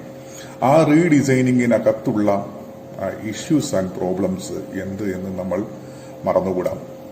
ഓൾട്ടർനേറ്റീവ് എന്ന നിലയിൽ ഈ മഹാമാരിയുടെ കാലത്ത് കുട്ടികൾക്ക് ക്ലാസ് മുറിയിൽ വരാൻ കഴിയില്ല, കുട്ടികൾക്ക് സ്വാഭാവികമായ രീതിയിൽ ലൈബ്രറിയിൽ എത്തിച്ചേരാൻ കഴിയുകയില്ല, അധ്യാപകനുമായി നേരിട്ട് സംവദിക്കുവാൻ, ഐ കോണ്ടാക്റ്റിലൂടെ സംവദിക്കുവാൻ കഴിയുന്നില്ല, ചർച്ചകൾ സംഘടിപ്പിക്കുവാൻ കഴിയുന്നില്ല. ഈ ഒരു ദാരുണാവസ്ഥയെ മറികടക്കാൻ വേണ്ടിയാണ് UGC അടക്കം നമ്മുടെ ഗവൺമെന്റിന്റെ ഏജൻസികൾ ഒരു സജഷൻ മുൻപോട്ട് വെച്ചത് ഓൺലൈൻ വിദ്യാഭ്യാസം എന്ന ഒരു സജഷൻ. പക്ഷേ ഈ ഓൺലൈൻ വിദ്യാഭ്യാസം തരുന്ന സാധ്യതകളും അതേസമയം തന്നെ ഈ ഓൺലൈൻ വിദ്യാഭ്യാസത്തിനകത്ത് അടയിരിക്കുന്ന ചില പന്തികേടുകളെ കുറിച്ച് നമ്മൾ ബോധവാന്മാരും ബോധവതികളുമാകേണ്ടത് ഉണ്ട്. അതിനെക്കുറിച്ചാണ് ഞാൻ സംസാരിക്കാൻ ശ്രമിക്കുന്നത്. ഇവിടെ നമ്മൾ ഓർക്കേണ്ടുന്ന ഒരു കാര്യമുണ്ട്. എന്താണ് വിദ്യാഭ്യാസത്തിന്റെ ലക്ഷ്യം എന്നൊരു കാര്യം. അതിനെ മറന്നുകൊണ്ട് നമ്മൾ ഒരു ഓൾട്ടർനേറ്റീവിലും ഒരു സമാന്തരതയിലും ഒരു പാരലൽ സ്ട്രക്ചറിലും അമിതമായി വിശ്വസിച്ചുകൂടാ. എന്താണ് വിദ്യാഭ്യാസത്തിന്റെ ലക്ഷ്യം എന്നുള്ള ചോദ്യം നമ്മൾ വീണ്ടും വീണ്ടും തീർത്തും ചോദിക്കേണ്ടതുണ്ട്. എന്താണ് വിദ്യാഭ്യാസത്തിന്റെ ലക്ഷ്യം എന്നതിനെ സംബന്ധിച്ച് പൗരസ്ഥരും പാശ്ചാത്യരുമായിട്ടുള്ള നിരവധി പണ്ഡിതന്മാർ നിരവധി അഭിപ്രായങ്ങൾ മുമ്പോട്ട് വച്ചിട്ടുണ്ട്. ഏതാണ്ട് ഏകതാനതയുള്ള അഭിപ്രായങ്ങളൊക്കെ തന്നെ അവർ പറഞ്ഞുവെങ്കിലും എല്ലാവരും പറഞ്ഞതിനേക്കാൾ വളരെ ഷാർപ്പായി ഒരു സാമൂഹ്യമായ ബോധ്യത്തോടുകൂടി വിദ്യാഭ്യാസത്തിന്റെ ലക്ഷ്യത്തെക്കുറിച്ച് പറഞ്ഞ ആളാണ് മഹാത്മാഗാന്ധി. ഗാന്ധിജിയുടെ വിദ്യാഭ്യാസ ചിന്തകൾ ഒരുപക്ഷെ ഈ ഒരു അവസ്ഥയിൽ നമ്മൾ വീണ്ടും ഓർമ്മിക്കണം എന്നാണ് എന്റെ പക്ഷം. ഗാന്ധിസം എന്ന് നമ്മൾ പൊതുവെ പറയുമ്പോൾ നമ്മൾ ഗാന്ധിയുടെ രാഷ്ട്രീയ ആദർശങ്ങളും ഗാന്ധിയുടെ ദേശീയതാവാദപരമായ നിലപാടുകളെക്കുറിച്ചും മാത്രമാണ് പറഞ്ഞ് അവസാനിപ്പിക്കാൻ ശ്രമിക്കുക. അങ്ങനെ ഒരു കെട്ടുമുറയിലാണ് നമ്മൾ ഗാന്ധിസത്തെ ചുരുക്കി കെട്ടിവെച്ചിട്ടുള്ളത്. എന്നാൽ ഗാന്ധി എന്ന് പറയുന്ന വിദ്യാഭ്യാസ വിചക്ഷണനെ നമ്മൾക്ക് വീണ്ടും ഒരു ചർച്ചയ്ക്ക് വേണ്ടി എടുക്കേണ്ടിയിരിക്കുന്നു. ഗാന്ധി വിദ്യാഭ്യാസത്തെ സംബന്ധിച്ച്, അടിസ്ഥാന വിദ്യാഭ്യാസത്തെ സംബന്ധിച്ചും ഉന്നത വിദ്യാഭ്യാസത്തെ സംബന്ധിച്ചും നിരവധിയായ അഭിപ്രായങ്ങൾ പല രൂപേണ പറഞ്ഞ ആളാണ്, എഴുതിയ ആളാണ്, പ്രവർത്തിച്ച ആളുകൂടിയാണ്. ആ അർത്ഥത്തിൽ ഒരു എഡ്യൂക്കേഷണലിസ്റ്റാണ്, ഒരു വിദ്യാഭ്യാസ വിചക്ഷണൻ കൂടിയാണ് ഗാന്ധിജി തുടങ്ങിയ ഒരു സ്കൂളിംഗ് ഉണ്ട് എന്ന് നമ്മൾ ഓർമ്മിപ്പിക്കണം. ഭാരതത്തിന്റെ വിദ്യാഭ്യാസ പദ്ധതിയെ തന്നെ പുനർനിർണയിക്കാൻ ആവശ്യമായ തരത്തിൽ നടത്തിയ ശ്രമമായിരുന്നു അത്. ആ സ്കൂളിംഗിന്റെ പേരാണ്, ആ പഠന പദ്ധതിയുടെ പേരാണ് സർവോദയം എന്ന് പറയുന്ന ഒരു സ്കൂളിംഗ് എന്ന് പറയുന്ന ഒരു പഠന സമ്പ്രദായം. സർവോദയം എന്ന് പറയുന്ന വാക്ക് ഒരു ദിവസം രാവിലെ ഗാന്ധിയുടെ നാവിലേക്ക് കളിയാടി വിളയാടി വരുന്നതല്ല, മറിച്ച് ചരിത്രപരമായി കടന്നു വരുന്നൊരു വാക്കാണ് സർവോദയം എന്ന് പറയുന്ന വാക്ക്. അതുകൊണ്ട് തന്നെ അത് ചരിത്രപരമാണ്, അതുകൊണ്ട് തന്നെ അത് പൊളിറ്റിക്കലുമാണ്, അത് രാഷ്ട്രീയപരവും ആണ്. ഗാന്ധിക്ക് ഈ സർവോദയം എന്ന് പറയുന്ന ഒരു വാക്കിനെ കോയിൻ ചെയ്യാൻ കഴിയുന്നത് ഒരു മോഡലിനെ മുൻനിർത്തിയാണ്, ഒരു മാതൃക മുൻനിർത്തിയാണ് ഗാന്ധിജി സർവോദയം എന്ന ഒരു പ്രത്യയശാസ്ത്രം ഉണ്ടാക്കിയെടുക്കുന്നത്, ഒരു വൈജ്ഞാനിക പ്രത്യയശാസ്ത്രം അദ്ദേഹം ഉണ്ടാക്കിയെടുക്കുന്നത്. ഇംഗ്ലീഷ് പണ്ഡിതനായ ജോൺ റസ്കിൻ മുമ്പോട്ട് വെച്ച ഒരു ആശയാവലിയാണ് അൺടു ദിസ് ലാസ്റ്റ് എന്ന ആശയാവലി. അൺടു ദിസ് ലാസ്റ്റ്, അവസാനം നിൽക്കുന്നവന് വരെയും എന്നാണ് ആ വാക്കിന്റെ അർത്ഥം, ആ വാക്ക് സംയുക്തത്തിന്റെ അർത്ഥം. ക്യൂവിൽ അവസാനം നിൽക്കുന്നവന് വരെയും, അങ്ങേയറ്റത്തു നിൽക്കുന്നവന് വരെയും, കീഴാളൻ വരെയും, സ്ത്രീകൾ വരെയും, ട്രാൻസ്ജെൻഡർ വരെയും എന്നൊക്കെയാണ് അർത്ഥം. മൂന്നാം ലോകരാജ്യക്കാരൻ വരെയും, പാവപ്പെട്ടവൻ വരെയും, ദലിതൻ വരെയും എന്നൊക്കെ ഇങ്ങനെ അർത്ഥത്തെ നമുക്ക് ഇങ്ങനെ നീട്ടിക്കൊണ്ടുപോകാം. ഈ ഒരു വലിയ പ്രത്യയശാസ്ത്രമുണ്ടല്ലോ, അൺടു ദിസ് ലാസ്റ്റ് എന്ന പ്രത്യയശാസ്ത്രത്തെയാണ് ഗാന്ധിജി ഭാരതീയമായി തർജ്ജമ ചെയ്ത് വിവർത്തനം ചെയ്ത് സർവോദയം എന്നാക്കുന്നത്. ഗാന്ധി ഭാരതത്തിൽ തുടങ്ങി വെക്കുന്ന ഒരു സ്കൂളിംഗിന്റെ പേരായി സർവോദയം വരുമ്പോൾ അതിന് ഈ ഒരു ചരിത്രാപേക്ഷ കൂടി ഉണ്ട്. ഗാന്ധി സർവോദയം എന്നതുകൊണ്ട് അർത്ഥമാക്കിയത് സർവരുടെയും ഉദയം എന്നാണ്. വിദ്യാഭ്യാസത്തിന്റെ ലക്ഷ്യമെന്നത് സർവതലത്തിലുമുള്ള സർവരുടെയും ഉദയം. രണ്ടർത്ഥങ്ങളിലാണ് അവിടെ സർവോദയം എന്നുള്ള വാക്ക് പ്രവർത്തിക്കുന്നത്. സർവോദയം എന്ന് പറയുന്ന സർവ ഉദയം എന്ന രണ്ട് വാക്കുകൾ ചേർത്ത് വെച്ച സമസ്ത പദത്തെ നമ്മൾ വിഗ്രഹിക്കുമ്പോൾ, വ്യാഖ്യാനിക്കുമ്പോൾ ഈ രണ്ട് അർത്ഥമാലികകൾക്കും ഈ രണ്ട് സെമാന്റിക് റേഞ്ചിനും രാഷ്ട്രീയ മൂല്യം ഉണ്ട്. സർവരുടെയും ഉദയം എന്നാണ് ഗാന്ധി അർത്ഥമാക്കുന്ന വിദ്യാഭ്യാസ ലക്ഷ്യം. ഭാരതത്തിലെ എല്ലാ പൗരന്മാർക്കുമുള്ള ഉദയം, എല്ലാവർക്കും പ്രകാശിക്കാൻ കഴിയുന്ന, എല്ലാവർക്കും പ്രവേശിക്കാൻ കഴിയുന്ന, എല്ലാവർക്കും പ്രകാശിക്കാനും കഴിയുന്ന, എല്ലാവർക്കും സ്വാംശീകരിക്കാൻ കഴിയുന്ന മട്ടിലേക്ക് മാറുന്ന ഒരു സ്ട്രക്ചറിനെയാണ് അദ്ദേഹം വിദ്യാഭ്യാസം എന്ന് വിളിച്ചത്. എന്ന് വെച്ചാൽ പാവപ്പെട്ടവന് മാത്രമല്ല, പണക്കാരന് മാത്രമല്ല, ദലിതന് മാത്രമല്ല, ബ്രാഹ്മണന് മാത്രമല്ല, സർവരുടെയും, ഭാരതത്തിൽ ജനിക്കുന്ന, ഈ ഭൂമിയിൽ ജനിക്കുന്ന എല്ലാ കുഞ്ഞുങ്ങൾക്കും വിദ്യ അഭ്യസിക്കാൻ കഴിയുക വിദ്യാമണ്ഡലത്തിൽ പ്രവർത്തിക്കാൻ കഴിയുക, അവർക്ക് വിദ്യ കൊണ്ട് ശാക്തീകരിക്കപ്പെടാൻ കഴിയുന്ന ഒരവസ്ഥാവിശേഷം ഉണ്ടാവുക എന്നതാണ് സർവോദയം എന്ന വാക്കിന്റെ അർത്ഥം. മറ്റൊരർത്ഥം ഒരാളിൽ തന്നെയുള്ള സർവ്വതലങ്ങളിലുമുള്ള ഉദയം എന്നാണ്. ഒരാളിൽ തന്നെ ഫിസിക്സ് പഠിക്കുന്നവൻ ഫിസിക്സ് മാത്രമല്ല പഠിക്കേണ്ടതെന്നും അവൻ മറ്റു വിഷയങ്ങളിൽ കൂടി ധാരണയുള്ളവനായി തീരണം.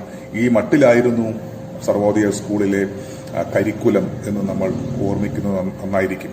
ഒരുപക്ഷെ ഈ പുതിയ കാലത്ത്, സ്പെഷ്യലൈസേഷന്റെ കാലത്ത് ചില വിഷയങ്ങൾ ചിലർക്ക് അറിഞ്ഞേകൂടാ. ഇപ്പോൾ സയൻസ് പഠിക്കുന്ന ആൾക്കാർ സാഹിത്യം പഠിക്കേണ്ടതേ ഇല്ല.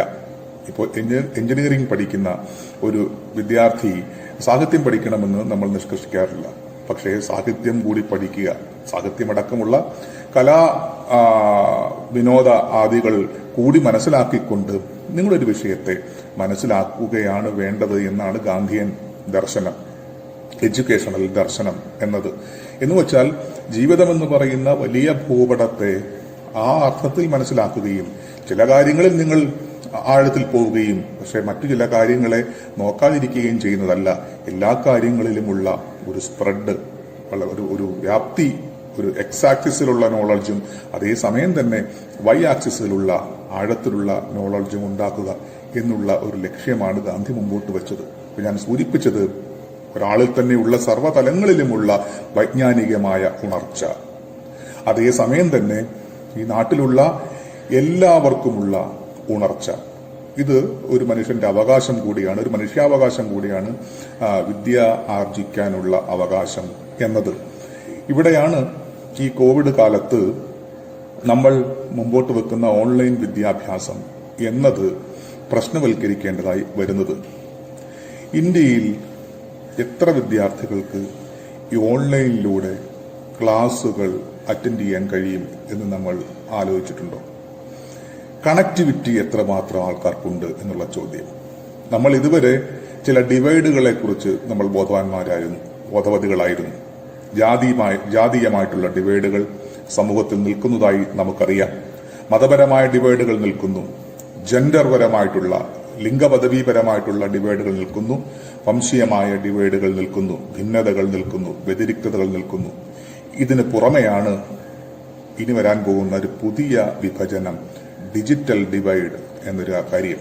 എന്ന് വെച്ചാൽ ഫോണുള്ളവർക്ക്, വീട്ടിൽ കമ്പ്യൂട്ടർ ഉള്ളവർക്ക്, മാസം പൈസ അടച്ച് ഡേറ്റ സ്വരൂപിക്കാൻ കഴിയുന്നവർക്ക് മാത്രം വിദ്യ ആർജിക്കാൻ കഴിയുന്ന ഒരു അവസ്ഥാവിശേഷത്തിലേക്കാണ് കാര്യങ്ങൾ പോയിക്കൊണ്ടിരിക്കുന്നത്. UGC അടക്കമുള്ള നമ്മുടെ സർക്കാരിന്റെ വിദ്യാഭ്യാസ ഏജൻസികൾ ഇനി ക്ലാസ് മുറി എന്നത് ഓൺലൈൻ ക്ലാസ് മുറിയാണ് എന്ന് നിശ്ചയിക്കുന്നതോടുകൂടി ആരൊക്കെ പുറത്തു പോകും, ക്ലാസ്സിന് പുറത്തു പോകും എന്നാലോചിക്കണം.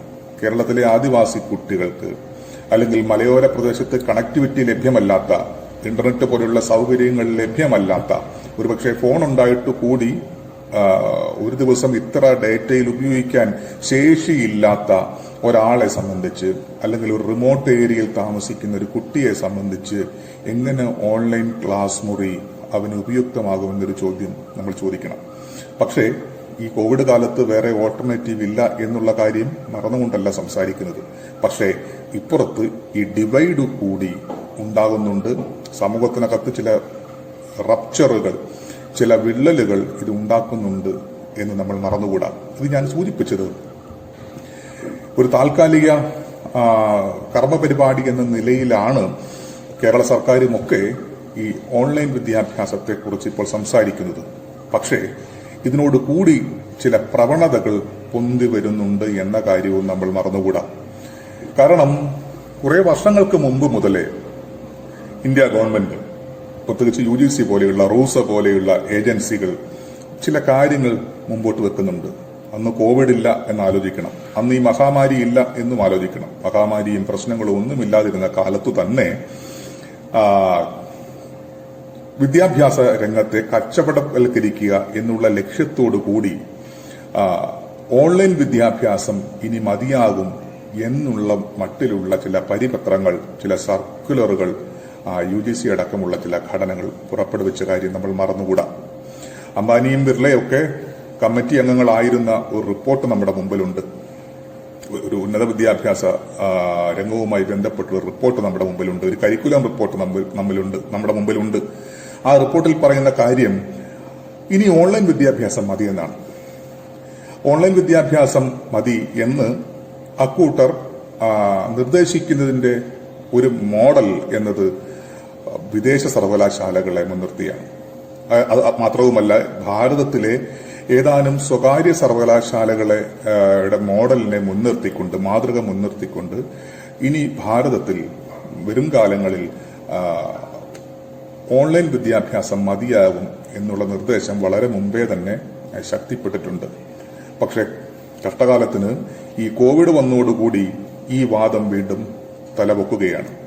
2-3 ആഴ്ചക്കാലം മുമ്പ് UGCയുടെ ഒരു പുതിയ നിർദ്ദേശം സർവകലാശാലകളിലേക്ക് വന്നിരുന്നു. ആ നിർദ്ദേശത്തിൽ ഒന്ന്, ഓൺലൈൻ ക്ലാസുകൾ നിങ്ങൾ നടത്തുക എന്നൊക്കെയുള്ള നിർദ്ദേശം അവിടെയുണ്ട്. നമുക്കത് വായിക്കുമ്പോൾ വളരെ പ്രോഗ്രസീവാണെന്ന് തോന്നുകയും ചെയ്യും. കാരണം ഇപ്പോഴത്തെ അവസ്ഥയിൽ ക്ലാസുകൾ മുമ്പോട്ട് പോകാൻ ഇതേ മാർഗമുള്ളൂ. പക്ഷെ ഒരു കാര്യം കൂടിയുണ്ട്. UGC പറയുന്ന ഒരു കാര്യം, ഇനി നിങ്ങൾ കോഴ്സുകൾ ഡിസൈൻ ചെയ്യുമ്പോൾ, ഭാവിയിലേക്കുള്ള കോഴ്സുകൾ ഡിസൈൻ ചെയ്യുമ്പോൾ അതിൽ 30% കോഴ്സുകൾ ഓൺലൈൻ എന്ന നിലയിൽ വേണം ഡിസൈൻ ചെയ്യുവാൻ എന്നൊരു നിർദ്ദേശമുണ്ട്. എന്ന് വെച്ചാൽ കോവിഡ് വന്നു പോയാലും ഈ മഹാമാരിയെ നമ്മൾ അതിജീവിച്ചാലും ഭാവിയിൽ നടക്കേണ്ടുന്ന ഒരു കോഴ്സിന്റെ രീതിയിൽ ഓൺലൈൻ വിദ്യാഭ്യാസം, അതിന് വേണ്ടുന്ന ഒരു രീതിയിൽ നിങ്ങൾ നിങ്ങളുടെ കോഴ്സിനെ, നിങ്ങളുടെ സിലബസിനെ മാറ്റി തീർക്കണം എന്നാണ്. ഈ 30% എന്ന് ഇപ്പോൾ പറഞ്ഞത് 50% മാറാൻ വലിയ കാലമൊന്നും എടുക്കില്ല എന്നാണ് ഞാൻ വിചാരിക്കുന്നത്. 50% എന്നത് 100% വളരെ വേഗം മാറിത്തീരുക തന്നെ ചെയ്യും. എന്ന് വെച്ചാൽ കുട്ടികൾ കലാശാലകളിലേക്ക് പോകേണ്ടതില്ല. കലാശാല എന്നത് ഒരു വെർച്വൽ റിയലാണ്. അത് വീട്ടിനകത്തിരുന്നു കൊണ്ട് നിങ്ങൾക്ക് വിവരങ്ങൾ സംശീകരിക്കാനുള്ള ഒരു ഓൺലൈൻ സമ്പ്രദായമാണ് വിജ്ഞാനം എന്ന് പറയലാണ്. സത്യത്തിൽ ഇതിനകത്ത് ചില പന്തികേടുകളുണ്ട് എന്ന് നമ്മൾ തിരിച്ചറിയണം. കാരണം വിദ്യാഭ്യാസം എന്ന് പറയുന്നത് കച്ചവടപരമായി മാറുന്നതിന്റെ ഒരു ലാക്ഷണിക യുക്തി കൂടിയാണിത്. കാരണം പൊതുമേഖലയിൽ പ്രവർത്തിക്കുന്ന വിദ്യാഭ്യാസം, നമുക്കറിയാം കേരളത്തെ ശക്തിപ്പെടുത്തുന്ന പല ഘടകങ്ങളിലൊന്നും നമ്മുടെ പൊതുമേഖല സമ്പ്രദായമാണെന്നറിയാം. ഇപ്പോൾ തന്നെ കേരളത്തിലെ ആരോഗ്യരംഗം പൊതുമേഖലയിൽ നിന്നതുകൊണ്ടാണ് നമ്മൾ ഈ പാൻഡമിക് അവസ്ഥയെ, കോവിഡിന്റെ പാൻഡമിക് അവസ്ഥയെ പിടിച്ചു നിർത്തുകയെന്നറിയാം. ആശാ വർക്കർമാർ മുതൽ ഡോക്ടർമാർ വരെയുള്ള ഒരു വലിയ ഘടന, ഒരു ജനാധിപത്യ ഘടന നിലനിന്നതുകൊണ്ടാണ് ഒരുപക്ഷെ കോവിഡ് തന്ന വലിയ അടിയെ നമ്മൾ ഒരു പരിധിവരെ അതിജീവിച്ചത്. പക്ഷെ വർഷങ്ങൾക്ക് മുമ്പ് സാം പിത്രോദയെ പോലെയൊക്കെയുള്ള പുതിയ ബുദ്ധിജീവികൾ, നവബുദ്ധിജീവികൾ പറഞ്ഞ കാര്യം ആരോഗ്യ മേഖലയും വിദ്യാഭ്യാസ മേഖലയും എല്ലാം സ്വകാര്യവൽക്കരിക്കണമെന്നാണ്. നമ്മൾ അന്നത്തെ ആ വർത്തമാനം കേട്ടുകൊണ്ട് നമ്മൾ നമ്മുടെ ആരോഗ്യ മേഖലയെ സ്വകാര്യ മേഖലയ്ക്ക് പൂർണ്ണമായും തീരെഴുതി കൊടുത്തിരുന്നുവെങ്കിൽ ഈ കോവിഡ് കേരളത്തെ പൂർണ്ണമായും ആഴ്ത്തിക്കളഞ്ഞേനെ എന്ന് നമുക്കറിയാം. അതുകൊണ്ട് പൊതുമേഖലയുടെ ഒരു ബലം, പൊതുമേഖല തരുന്ന ഒരു സാമൂഹികത, പൊതുമേഖല തരുന്ന ഒരു ജനാധിപത്യ അവബോധം നമ്മൾ മുറുകെ പിടിക്കേണ്ടിയിരിക്കുന്നു. ഈ സാമൂഹികതയും ഈ ജനാധിപത്യപരതയും പിന്നോട്ടടിക്കുന്ന പ്രവണതയാണ് ഒരുപക്ഷെ ഓൺലൈൻ വിദ്യാഭ്യാസത്തിലൂടെ സംഭവിക്കാൻ പോകുന്നത്. കാരണം കേരളത്തിൽ, ഇന്ത്യയിലെ കണക്കെടുക്കുക, ഇന്ത്യയിൽ എത്ര പേർക്കാണ് മൊബൈൽ ഫോൺ ഉള്ളത്? എത്ര പേർക്കാണ് വീട്ടിൽ TV ഉള്ളത്? എത്ര പേർക്കാണ് കണക്ടിവിറ്റി ഉള്ളത്? നമ്മൾ ആലോചിച്ചിട്ടുണ്ടോ? അടുത്ത കാലത്തൊരു കണക്ക് പുറത്തു വന്നിരുന്നു. ഇന്ത്യയിൽ ആകമാനം ഈ telephone, mobile connectivity, internet connectivity ഉള്ളത് 23.8% ആൾക്കാർക്ക് മാത്രമാണ്. എന്ന് വെച്ചാൽ അത്രയും പേർക്ക് മാത്രമേ ഈ ഓൺലൈൻ വിദ്യാഭ്യാസത്തിലേക്ക് പ്രവേശിക്കാൻ കഴിയൂ. കേരളത്തിന്റെ കണക്കെടുക്കുമ്പോൾ ഒരുപക്ഷെ ഈ ശതമാനം കൂടുതലായിരിക്കാം. കാരണം കേരളത്തിൽ മിക്ക പേർക്കും ഫോണുണ്ട് എന്നൊക്കെ നമുക്ക് വേണമെങ്കിൽ തട്ടിമൂളിക്കാം. പക്ഷേ കണക്കെടുത്ത് തുടങ്ങുമ്പോഴാണ് കാര്യങ്ങൾ മാറുന്നത്. എത്ര ആദിവാസികൾക്ക്, എത്ര ആദിവാസി കുഞ്ഞുങ്ങൾക്ക്, എത്ര ബാക്ക്വേർഡ് ക്ലാസ്സിൽ പെടുന്ന ആൾക്കാർക്ക്, എത്ര ട്രൈബൽ സ്റ്റുഡൻസിന് ഈ വക കാര്യങ്ങളിൽ ഒരു സ്വീകാര്യതയുണ്ട്, അല്ലെങ്കിൽ ഈ വക കാര്യങ്ങൾ അക്യൂർ ചെയ്യാൻ കഴിയുന്നു എന്നൊരു കണക്കെടുപ്പ് നടത്തുമ്പോഴായിരിക്കും നമ്മൾ നമ്മുടെ പിന്നോക്ക അവസ്ഥ ഒരുപക്ഷെ ബോധ്യപ്പെടാൻ പോവുക. ഞാൻ സൂചിപ്പിച്ചത് ഒരു ഫോണുണ്ട് എന്നതല്ല, അല്ലെങ്കിൽ ഞാൻ ഏതെങ്കിലും ഒരു കമ്പനിയുടെ കണക്ടിവിറ്റി പൈസ കൊടുത്ത് വാങ്ങിച്ചിട്ടുണ്ട് എന്നതല്ല ഡിജിറ്റൽ ലിറ്ററസി എന്നത്. ഫോൺ ഉപയോഗിക്കാൻ അറിയുക എന്ന് മാത്രമല്ല ലിറ്ററസി എന്നത്. ഡിജിറ്റൽ ലിറ്ററസി എന്ന് പറയുന്നത് വേറെ ചില കാര്യങ്ങളാണ്. ഒരു മെയിൽ അയക്കാൻ അറിയുക, ഒരു ഫേസ്ബുക്കിലൂടെ ഒരു മാറ്റർ അങ്ങോട്ടും ഇങ്ങോട്ടും ഷെയർ ചെയ്യാൻ അറിയുക, ഒരു ജിമെയിലിലൂടെ ഒരു മെയിൽ അയക്കാൻ അറിയുക എന്നുള്ള കേവല സ്കില്ലിന്റെ പേരല്ല ഡിജിറ്റൽ ലിറ്ററസി.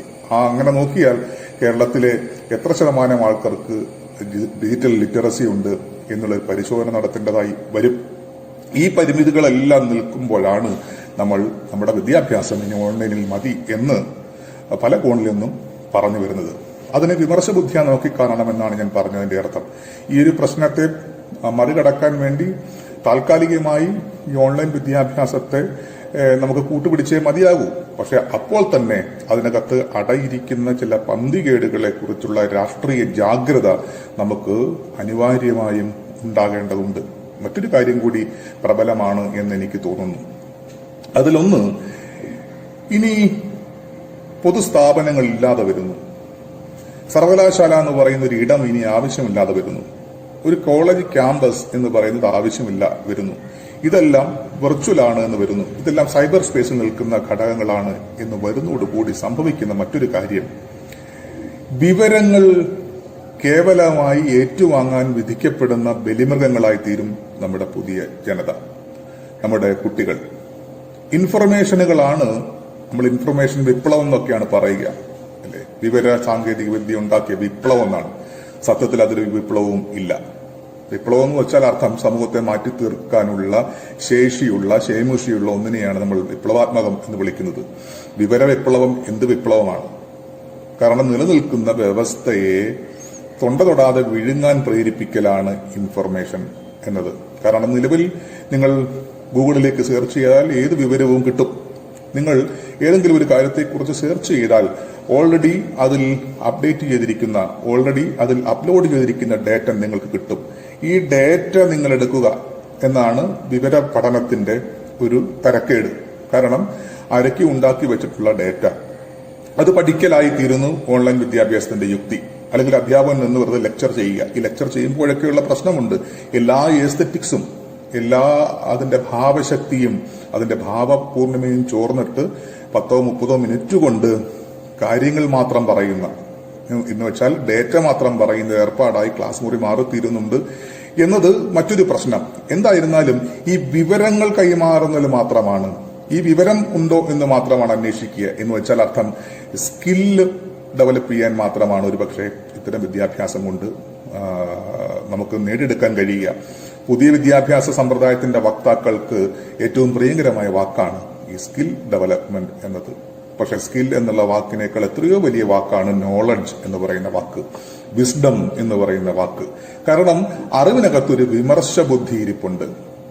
നമുക്കറിയാം, കേരളം അല്ലെങ്കിൽ ഭാരതം എന്ന് പറയുന്ന രാജ്യം, ഇന്ത്യ എന്ന് പറയുന്ന രാജ്യം, അല്ലെങ്കിൽ അതിൽ തന്നെ കേരളം എന്ന് പറയുന്ന സംസ്ഥാനം ഇന്ന് ഇങ്ങനെ ആയിത്തീരുന്നതിന്റെ പിന്നിൽ പുതിയ പുതിയ അറിവിന്റെ ഡിസ്പ്ലേസ്മെന്റുകൾ കൊണ്ടാണ്.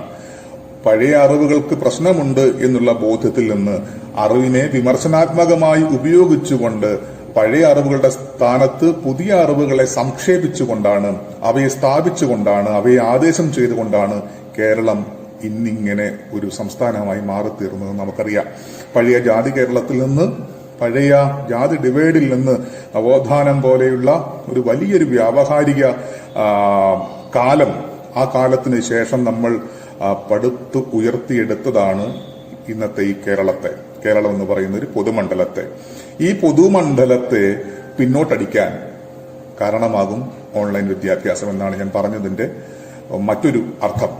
കാരണം വീട്ടിനകത്തിരുന്നു കൊണ്ടല്ല, അടുക്കളയിൽ കുറുകിക്കൂടിയിരുന്നത് കൊണ്ടല്ല കേരളം ഇങ്ങനെയായത്, അടുക്കളയിൽ നിന്ന് അരങ്ങത്തേക്ക് വന്നത് കൊണ്ടാണ്. വീട്ടകങ്ങളിൽ നിന്ന് നാട്ടകങ്ങളിലേക്ക് പുറത്തേക്ക് വന്നുകൊണ്ടാണ് നാം നമ്മെ സ്വയം നവീകരിച്ചതും നാം സ്വയം പരിഷ്കരിച്ചതും. കാരണം വീട് എന്നൊക്കെ പറയുന്നത് പാരമ്പര്യമായ വാസനകളുടെ ഒരു ഇടമാണ് എന്ന് നമ്മൾ മറന്നുകൂടാ. അത് ജാതിയുടെയും മതത്തിന്റെയും പരമ്പരാഗതമായ അറിവടയാളങ്ങളുടെയും ഒരു കൂടാരമാണ് വീട് എന്നത്. അതുകൊണ്ട് ആ വീട്ടിൽ നിന്ന് വിടുന്നതാണ് ഒരു പക്ഷേ പുരോഗമനം എന്നത്. ഒരർത്ഥത്തിൽ ഞാൻ സൂചിപ്പിച്ചത് ഇനി കോളേജുകൾ ആവശ്യമില്ല എന്ന് വെച്ചാൽ ക്രിട്ടിക്കൽ തിങ്കിങ് ആവശ്യമില്ല എന്ന് കൂടിയാണ് അർത്ഥം. കാരണം നിങ്ങൾക്കുള്ള വിവരങ്ങൾ ഓൺലൈൻ വഴി വന്നുകൊള്ളും. ഈ ഓൺലൈൻ വഴി വരുന്ന വിവരങ്ങൾ ആരാണ് തരുന്നത്? അതായത് പുതിയ ഗവൺമെന്റിന്റെ അല്ലെങ്കിൽ ഫാഷിസ്റ്റ് ഗവൺമെന്റിന്റെ ആശയങ്ങൾക്കും ആശയാദർശങ്ങൾക്കും അനുസൃതമായി വരുന്ന വിവരങ്ങൾ നിങ്ങൾ സ്വാളോ ചെയ്യേണ്ടതായി വരുന്നു. നിങ്ങൾക്ക് സംഘടിച്ചു നിന്നുകൊണ്ട് ഇതിനെ എതിർക്കാൻ യാതൊരു മാർഗവും ഇല്ല. കാരണം സംഘടിതം എന്നൊക്കെ പറയുന്നത് തന്നെ ശാരീരികമാണ്, സാമൂഹികമാണ്. കാരണം ഇനി നിങ്ങൾ ഒറ്റകളായിട്ടാണ് വീട്ടിനകത്തിരിക്കാൻ പോകുന്നത്. അതാണ് ഓൺലൈൻ വിദ്യാഭ്യാസത്തിന്റെ ഭാവിയിൽ സംഭവിച്ചേക്കാവുന്ന ഒരു ദുരന്തത്തിലേക്കാണ് ഞാൻ വിരൽ ചൂണ്ടുന്നത്. വീട്ടിനകത്ത് നിങ്ങൾ ഒറ്റകളായി ഇരിക്കും. ഇതുവരെ പറ്റമായി നിന്നിരുന്ന നമ്മൾ ക്യാമ്പസിലെ കുട്ടികൾ ഇനി ഒറ്റകളായി വീട്ടിനകത്തിരിക്കും. വീട്ടിനകത്തിരിക്കുക വഴി അച്ഛന്റെയും അമ്മയുടെയും മകനോ മകളോ ആയി മാത്രമാണ് നിങ്ങൾ ഭാവിയിൽ എണ്ണപ്പെടാൻ പോകുന്നത്. നിങ്ങൾ ജാതി ശരീരങ്ങളായി, നിങ്ങൾ മതശരീരങ്ങളായി, നിങ്ങൾ ലിംഗശരീരങ്ങളായി, നിങ്ങൾ വംശീയ അല്ലെങ്കിൽ വംശത്തിന്റെ മുദ്രയുള്ള ഒരാളായി മാത്രം വീട്ടകങ്ങളിൽ ഒതുങ്ങിക്കൂടാനുള്ള ഒരു പ്രവണത ഈ ഓൺലൈൻ വിദ്യാഭ്യാസം പോലെയുള്ള സ്ട്രക്ചർ നൽകാൻ സാധ്യതയുണ്ട്. അത് വളരെ ഭീഷണമായ അവസ്ഥയായിട്ടാണ് ഞാൻ മനസ്സിലാക്കുന്നത്. കാരണം ജാതി, മതം, വർഗം, വംശം തുടങ്ങിയുള്ള പലതരത്തിലുള്ള ഡിറ്റർമിനേഷനുകൾ നിൽക്കുമ്പോൾ തന്നെ നമ്മൾ അതിനെ ഈ പൊതുമണ്ഡലത്തിൽ വെച്ച് ഉല്ലംഘിച്ചതിന്റെ ചരിത്രം കൂടിയാണ് നമ്മുടെ കേരള നവോത്ഥാനം എന്നത്, നമ്മുടെ പുരോഗമനം എന്നത്, നമ്മുടെ വിപ്ലവപരമായിട്ടുള്ള മുന്നേറ്റം എന്നത്. അതിനെയൊക്കെ പിന്നോട്ടടിക്കുന്ന ഒരു സംഗതിയായി ഈ പുതിയ വിദ്യാഭ്യാസം മാറിത്തീരും.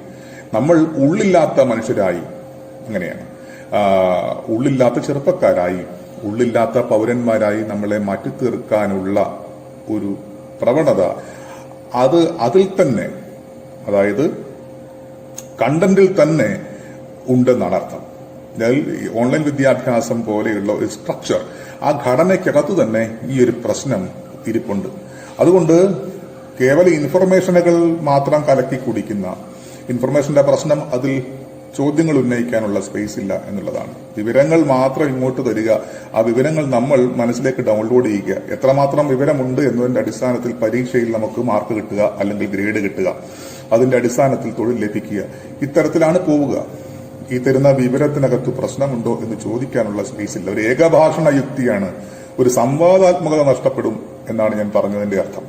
നമ്മൾ ഓൺലൈൻ സ്പേസിനകത്തൊക്കെ ചർച്ച നടക്കുന്നതിനെ മുൻനിർത്തിക്കൊണ്ട് അത്തരം പ്ലാറ്റ്ഫോമുകളും ഇതിൽ ലഭ്യമല്ലേ എന്നുള്ള മറുചോദ്യമൊക്കെ ചോദിക്കാം. പക്ഷേ അതൊക്കെ എത്രയോ ചെറുതാണ് എന്ന് നിങ്ങൾ ആലോചിക്കേണ്ടിയിരിക്കുന്നു. എത്രയോ ചെറിയ പ്ലാറ്റ്ഫോമാണ് അതൊക്കെ ഒരുക്കി തരിക. അതല്ലല്ലോ ഒരു സാമൂഹികത എന്ന് പറയുന്നത്. ഞാൻ സൂചിപ്പിച്ച ഒരു കാര്യം, കേരളത്തിന്റെ വിദ്യാഭ്യാസ മണ്ഡലത്തെ നമ്മൾ ഈ കോവിഡാനന്തര കാലത്ത്, അല്ലെങ്കിൽ ഇപ്പോൾ കോവിഡ് കാലം, ഇത് മാറിത്തീരുന്നതോടുകൂടി കോവിഡാനന്തര കാലമായി നമ്മുടെ കാലം മാറിത്തീരും. അപ്പോൾ നമ്മൾ നമ്മുടെ വിഷയങ്ങളെ, വൈജ്ഞാനിക വിഷയങ്ങളെ, പഠന സമ്പ്രദായങ്ങളെ, കരിക്കുലത്തെ ഒക്കെ ഉടച്ചു വാർക്കുമ്പോൾ ഈ വക കാര്യങ്ങളിൽ ശ്രദ്ധ വേണം എന്നാണ് എനിക്ക് പറയാനുള്ളത്. ഇല്ലെങ്കിൽ പവനടക്കമുള്ള നിരവധിയായ ദാർശനികർ കേരളത്തെ ചിന്താമണ്ഡലത്തെ പ്രോജ്വലിപ്പിച്ച് കൊണ്ടുവന്ന ഒരു പുരോഗമന പാതയ്ക്ക് വിരാമം സംഭവിക്കുമെന്ന കാര്യത്തിൽ യാതൊരു തർക്കവുമില്ല. അപ്പോൾ പ്രധാനമായും ഞാൻ രണ്ട് പ്രശ്നങ്ങളാണ് ഉന്നയിക്കാൻ ആഗ്രഹിച്ചത്. അതിലേറ്റവും പ്രധാനമായത് ഓൺലൈൻ വിദ്യാഭ്യാസം സാർവത്രികമാക്കിയാൽ അതാണ് ഇനി ഭാവിയുടെ വിദ്യാഭ്യാസ സമ്പ്രദായം എന്ന് നമ്മൾ കരുതിപ്പോയാൽ ഉള്ള ഒരു പ്രശ്നം, അത് ആർക്കൊക്കെ ലഭ്യമാകും എന്നുള്ള ചോദ്യമാണ്. ആർക്കാണത് ലഭ്യമാകുക? ആരാണ് ഇതിന്റെ പ്രൊവൈഡേഴ്സ്? ആരാണ് ഇപ്പോൾ ഫലത്തിൽ ഓൺലൈൻ വിദ്യാഭ്യാസം വരിക വഴി ഏത് കമ്പനിക്കാണ് ഇതിന്റെ പണം പോകുന്നത്? നമ്മൾ ഇപ്പോൾ തന്നെ അറിയാം, മാസം 300 രൂപ 400 രൂപ അടച്ച് ഡേറ്റ സ്വാംശീകരിച്ചാൽ ഒരു ദിവസം 1 GB 2 GB മാത്രമാണ് നമുക്ക് ലഭ്യമാകുക. ഒരു അധ്യാപകൻ 40 മിനിറ്റ് ക്ലാസ് എടുത്താൽ അത് കേൾക്കുന്ന ഒരു കുട്ടിക്ക് കണക്ടിവിറ്റി ഉണ്ടെങ്കിൽ അയാൾക്ക് കിട്ടുമ്പോൾ തന്നെ ഒരു ദിവസത്തെ 20 മിനിറ്റിന്റെ ക്ലാസ് കൊണ്ട് ആ ഡേറ്റ തീർന്നു പോവുകയാണ് ചെയ്യുക. കൂടുതൽ ഡേറ്റ ആവശ്യമെങ്കിൽ ഞാൻ 300 എന്നുള്ളത് 600 ആയി പെരുക്കണം. ഈ പണം വേറെ തരത്തിലേക്ക് പോകാൻ പോവുകയാണ്. എന്ന് വെച്ചാൽ ഇത് സഹായിക്കുന്നത് മൾട്ടിനാഷണൽ കുത്തകകളെ തന്നെയാണ്. അപ്പോൾ നമ്മൾ കാണാതിരിക്കുന്ന ഒരു ഒളി നോട്ടം ഇതിനകത്തുണ്ട് എന്നാണ് ഞാൻ പറഞ്ഞതിന്റെ അർത്ഥം. ഈ കോവിഡ് കാലത്തിന്റെ ഈ മഹാമാരി എന്ന് പറയുന്ന അവസ്ഥയെ സൗകര്യപ്രദമായ ഒരു സംഗതിയായി കണ്ടുകൊണ്ട് കുത്തകകൾ, വലിയ വലിയ കമ്പനികൾ വിദ്യാഭ്യാസ രംഗത്തെ വരിഞ്ഞു മുറുക്കുവാനും സ്വകാര്യവൽക്കരിക്കുവാനും സമ്പൂർണ്ണമായി സ്വകാര്യവൽക്കരിക്കുവാനും അവയിലൂടെ പണം പിടുങ്ങാനുള്ള ഒരു അവസ്ഥയാക്കി കൊണ്ടുവന്നിട്ടുണ്ട്. അല്ലെങ്കിൽ അത്തരം പ്രവണതകൾ പലയിടങ്ങളിലായി പതിയിരിക്കുന്നു. അതുകൊണ്ട് കൂടിയാണ് സർക്കാരുകളെ കൊണ്ട്, കേന്ദ്ര സർക്കാരിനെ കൊണ്ടും കേരള സർക്കാരിനെ കൊണ്ടുമൊക്കെ പലതരത്തിലുള്ള സർക്കുലറുകൾ പുറപ്പെടുവിച്ചു തുടങ്ങി. അതാണ് ഞാൻ ആദ്യമേ സൂചിപ്പിച്ചത്. ഇനി നിങ്ങൾ കോഴ്സുകൾ സർവകലാശാലയിൽ ഡിസൈൻ ചെയ്യുമ്പോൾ 30% കോഴ്സുകൾ ഓൺലൈൻ കോഴ്സുകളായി ഭാവന ചെയ്യണം എന്ന് വെച്ചാൽ കോവിഡിന് ശേഷം പോലും 100% സിലബസിനകത്ത് 30% സിലബസ് ഇങ്ങനെയായിരിക്കണം എന്ന് ഇപ്പോഴേ ഒളികണ്ണോടെ തീരുമാനമെടുപ്പിക്കാൻ കഴിഞ്ഞുവെങ്കിൽ ഇതിന്റെ പിന്നിൽ ചില പരുന്തിന്റെ കണ്ണുകൾ പ്രവർത്തിക്കുന്നുണ്ട്. ആ പരുന്ത് കണ്ണുകളെ തിരിച്ചറിയേണ്ടുന്ന ബാധ്യത ഒരു പൗരസമൂഹത്തിനുണ്ട് എന്ന് ഞാൻ വിചാരിക്കുന്നു. അതുകൂടിയാണ് ഒരു പക്ഷേ വിദ്യാഭ്യാസം എന്നത്. വിദ്യാഭ്യാസ രംഗത്ത് പ്രവർത്തിക്കുന്ന ആൾക്കാർ ഈ വക കാര്യങ്ങളിൽ ശ്രദ്ധ വെക്കണം എന്നുകൂടി പറയുവാൻ ഞാൻ ആഗ്രഹിക്കുന്നു. എന്തായാലും പവനന്റെ പാവനമായ സ്മരണയ്ക്ക് മുമ്പിൽ ആദരാഞ്ജലികൾ അർപ്പിച്ചുകൊണ്ട് നിർത്തുന്നു. അഭിവാദ്യങ്ങൾ. പവനൻ അനുസ്മരണ പ്രഭാഷണം നടത്തുന്നതിനായി കേരള യുക്തിവാദി സംഘം ജനറൽ സെക്രട്ടറി അഡ്വക്കേറ്റ് രാജഗോപാൽ വാകത്താനത്തെ ക്ഷണിക്കുന്നു. പ്രിയപ്പെട്ടവരെ, യുക്തിയേന്തി മനുഷ്യൻ്റെ ബുദ്ധിശക്തി ഗണിച്ചതിൽ ലഭിച്ചതല്ലാതില്ലൊന്നും ലോകവിജ്ഞാന രാശിയിൽ എന്ന ഈ മുദ്രാവാക്യം 1929 യുക്തിവാദി മാസികയുടെ മുഖവാചകമായി ഇറങ്ങിയതാണ്. യുക്തിവാദം കേരളത്തിൽ ഏറ്റവും സമരോത്സുകമാകുന്ന 1917 മിശ്രഭോജനത്തിലൂടെയാണ്. സഹോദരൻ അയ്യപ്പൻ്റെ സഹോദര സംഘം മാത്രമല്ല, അദ്ദേഹത്തിൻ്റെ സഹോദരൻ പത്രം കേരളത്തിലെ യുക്തിവാദ പ്രസ്ഥാനത്തിൻ്റെ അല്ലെങ്കിൽ യുക്തിചിന്തയുടെ സമരോത്സുകമായ ഒരു അധ്യായമായിരുന്നു.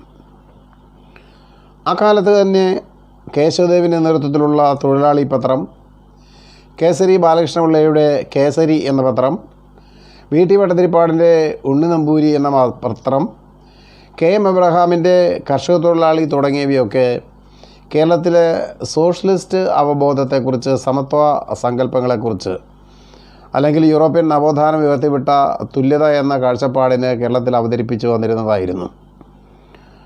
അതിൻ്റെ ആ സോഷ്യലിസ്റ്റ് അവബോധത്തിൻ്റെ, ആ സമത്വ പ്രഖ്യാപനത്തിൻ്റെ അല്ലെ നവോത്ഥാനത്തിൻ്റെ ആ കാഴ്ചപ്പാടിൻ്റെ ഇങ്ങേ തലക്കിൽ നിൽക്കുന്ന മഹാനുഭാവനാണ് സഖാവ് പവനൻ.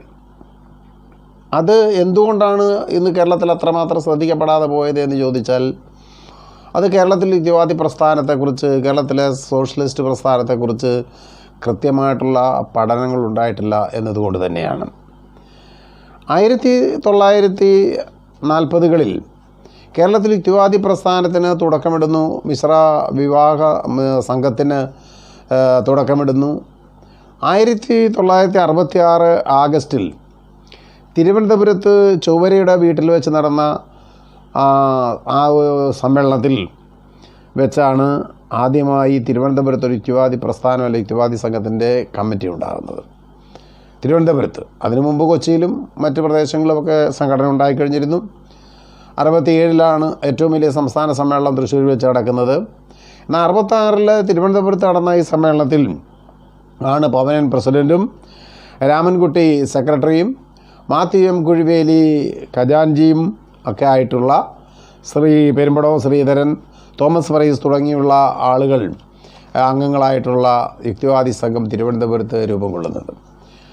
അന്ന് തിരുവനന്തപുരമായിരുന്നു സഖാവ് പവനൻ്റെ പ്രവർത്തന കേന്ദ്രം. ദേശാമാനിയിലെ പത്രപ്രവർത്തന എന്ന നിലയിൽ തിരുവനന്തപുരത്ത് ദീർഘകാലം താമസിച്ച ആളായിരുന്നു സഖാവ് പവനൻ. 57 EMS മിനിസ്ട്രിയുടെ കാലഘട്ടത്തിൽ EMS സത്യപ്രതിജ്ഞ ചെയ്യാൻ പോകുന്ന സമയത്ത് കയ്യിൽ വാച്ചില്ലാഞ്ഞതുകൊണ്ട് ശ്രീ പവനൻ്റെ കയ്യിലെ വാച്ച് മേടിച്ച് കെട്ടിക്കൊണ്ടാണ് പോയത് എന്ന് അദ്ദേഹത്തിൻ്റെ ആത്മകഥയിൽ വളരെ വ്യക്തമായിട്ട് സ്വീകരിച്ചിട്ടുണ്ട്. ഈ പവനൻ വെറും ഒരു പവനനായിരുന്നില്ല. അദ്ദേഹം കമ്മ്യൂണിസ്റ്റ് പാർട്ടിയുടെ അഭിയുക്ത കമ്മ്യൂണിസ്റ്റ് പാർട്ടിയുടെ സജീവനായ പ്രവർത്തനമായിരിക്കുമ്പോൾ തന്നെ ഭൗതികവാദ യുക്തിവാദ കാഴ്ചപ്പാടുകൾ വളരെ കൃത്യമായി സമൂഹത്തിൽ അവതരിപ്പിക്കണമെന്ന നിർബന്ധമുള്ളതുകൊണ്ട് തന്നെ അദ്ദേഹം യുക്തിവാദി പ്രസ്ഥാനവുമായി വളരെയേറെ അടുത്ത് പരിചയപ്പെടാനും ഇടപെടാനും ഇടയായി. അങ്ങനെയാണ് സാഹിത്യ അക്കാദമിയുടെ അസിസ്റ്റൻറ്റ് സെക്രട്ടറി ആയിരിക്കുന്ന സമയത്ത് തന്നെ 1977 ഡിസംബർ 26 ഗുരുവായൂരിൽ കേരള യുക്തിവാദി സംഘം നടത്തിയ അത്യുജ്വലമായ ഒരു പോരാട്ടത്തിൻ്റെ ഉദ്ഘാടകനായി അദ്ദേഹം എത്തുന്നത്. നിങ്ങൾക്കറിയാം, ഗുരുവായൂർ ക്ഷേത്രം സ്വർണം പൂശുന്നതിനെതിരെ കേരള യുക്തിവാദി സംഘം അന്നെടുത്ത നിലപാട് ഗുരുവായൂർ ദേവസ്വം ലക്ഷം വീട് പദ്ധതിയിലേക്ക് നൽകാമെന്നേറ്റിരുന്ന തുക പിൻവലിച്ചുകൊണ്ട്, അല്ലെങ്കിൽ നൽകില്ല എന്ന് പറഞ്ഞുകൊണ്ടാണ് അവർ സ്വർണം പൂശാനായിട്ട് ആ പണം വിനിയോഗിക്കുമ്പോഴാണ് കേരള യുക്തിവാദി സംഘത്തിൻ്റെ 150ഓളം വോളണ്ടിയർമാർ ഗുരുവായൂർ അമ്പലത്തിൻ്റെ മുന്നിലെത്തി ആ സ്വർണം പൂശൽ എന്ന പ്രക്രിയക്കെതിരെ സമരം ചെയ്യുന്നതും അന്ന് ഭക്തഗുണ്ടകൾ വളരെ കൃത്യമായി യുക്തിവാദി പ്രസ്ഥാനത്തിലെ നേതാക്കന്മാരെ പവനൻ കലാനാഥൻ അടക്കമുള്ള ആളുകളെ അതിരൂക്ഷമായി ആക്രമിക്കുകയും ചെയ്യുന്നതും. പിന്നീട് സമരങ്ങളുടെ നിരന്തരമായ വേലിയേറ്റം 89 കൊടുങ്ങല്ലൂർ തെറിപ്പാട്ടിനെതിരായ അത്യുജ്വലമായ ബഹുജന മാർച്ചിൻ്റെ നേതൃത്വം സഖാവ് പവനായിരുന്നു. അമ്പലത്തിന് തെക്കേ നടയിൽ അത് മാർച്ച് തടയപ്പെടുമ്പോൾ പവനായിരുന്നു അതിന് നേതൃത്വം നൽകിയിരുന്നത്. 92 യാഗവിരുദ്ധ യാഗാഭാസങ്ങൾക്കെതിരായിട്ടുള്ള സമരങ്ങൾ, ആവിഷ്കാര സ്വാതന്ത്ര്യത്തിന് വേണ്ടിയുള്ള സമരങ്ങൾ, അതുപോലെ ജ്യോതിഷം അത് അടക്കമുള്ള കാട് രാമകൃഷ്ണൻ്റെ കച്ചവടത്തിനെതിരെ, അക്ഷരത്തെ മതവൽക്കരിക്കുന്നതിനെതിരെ, അങ്ങനെ നിരന്തരമായിട്ടുള്ള സമര പോരാട്ടങ്ങളിൽ നെടുനായകത്വം വഹിച്ച കേരള യുക്തിവാദി സംഘത്തിൻ്റെ അഭിമാനമായിരുന്നു സഖാവ് പവനൻ എന്ന കാര്യത്തിൽ യാതൊരുവിധമായ സംശയവുമില്ല. കേരളത്തിൽ ദാർശനിക രംഗത്ത് അതിശക്തമായിട്ടുള്ള ഒരു സമരം ആശയ സംവാദം നടന്നത് 80കളിൽ EMS പവനൻ സംവാദമായിരുന്നു. യുക്തിരേഖയിലെ മതവും മാർക്സവുമായി ബന്ധപ്പെടുത്തിക്കൊണ്ട് ആദ്യലേഖത്തിൽ എഴുതിയ ലേഖനത്തിനെതിരെ സഖാവ് EMS ശക്തമായ നിലപാട്, മാർക്സിസ്റ്റ് പാർട്ടിയുടെ കാഴ്ചപ്പാടെന്ന നിലപാടെടുക്കുകയും അതിനെ ശക്തമായി ചേർത്തുകൊണ്ട് തുടർച്ചയായ സംവാദങ്ങൾ യുക്തിരേഖയിൽ വരികയും ചെയ്തത് കേരളത്തിൻ്റെ ദൈക്ഷണിക രംഗത്തെ ശക്തമായിട്ടുള്ള ഒരു ഇടപെടലായിരുന്നു എന്നത് സംശയമില്ല. പവനൻ്റെ വ്യക്തിത്വം എന്ന് പറയുന്നത് ദാർശനികമായി മാത്രമല്ല, സംഘാടകൻ എന്ന നിലയിൽ, ഒരു ഭരണ നിപുണൻ എന്ന നിലയിൽ ഒക്കെ അദ്ദേഹത്തിന് വ്യക്തമായ നിലപാടുകളും അത്ര ശക്തമായിട്ടുള്ള കാഴ്ചപ്പാടുകളും പ്രവർത്തന പന്ഥാവുകളും ഉണ്ടായിരുന്നു.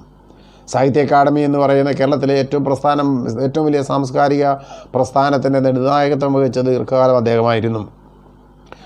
സാഹിത്യ മേഖലയിലെ പഠനങ്ങൾ, യാത്രാവിവരണങ്ങൾ തുടങ്ങിയ എത്രയെത്ര കൃതികൾ അദ്ദേഹം എഴുതി. ഉദാത്തമായ ഒരു ആത്മകഥ, 4 ഭാഗങ്ങളുള്ള അദ്ദേഹത്തിൻ്റെ ആത്മകഥ മലയാള ആത്മകഥാ സാഹിത്യത്തിലെ എണ്ണപ്പെട്ട ഒരു കൃതിയാണ്.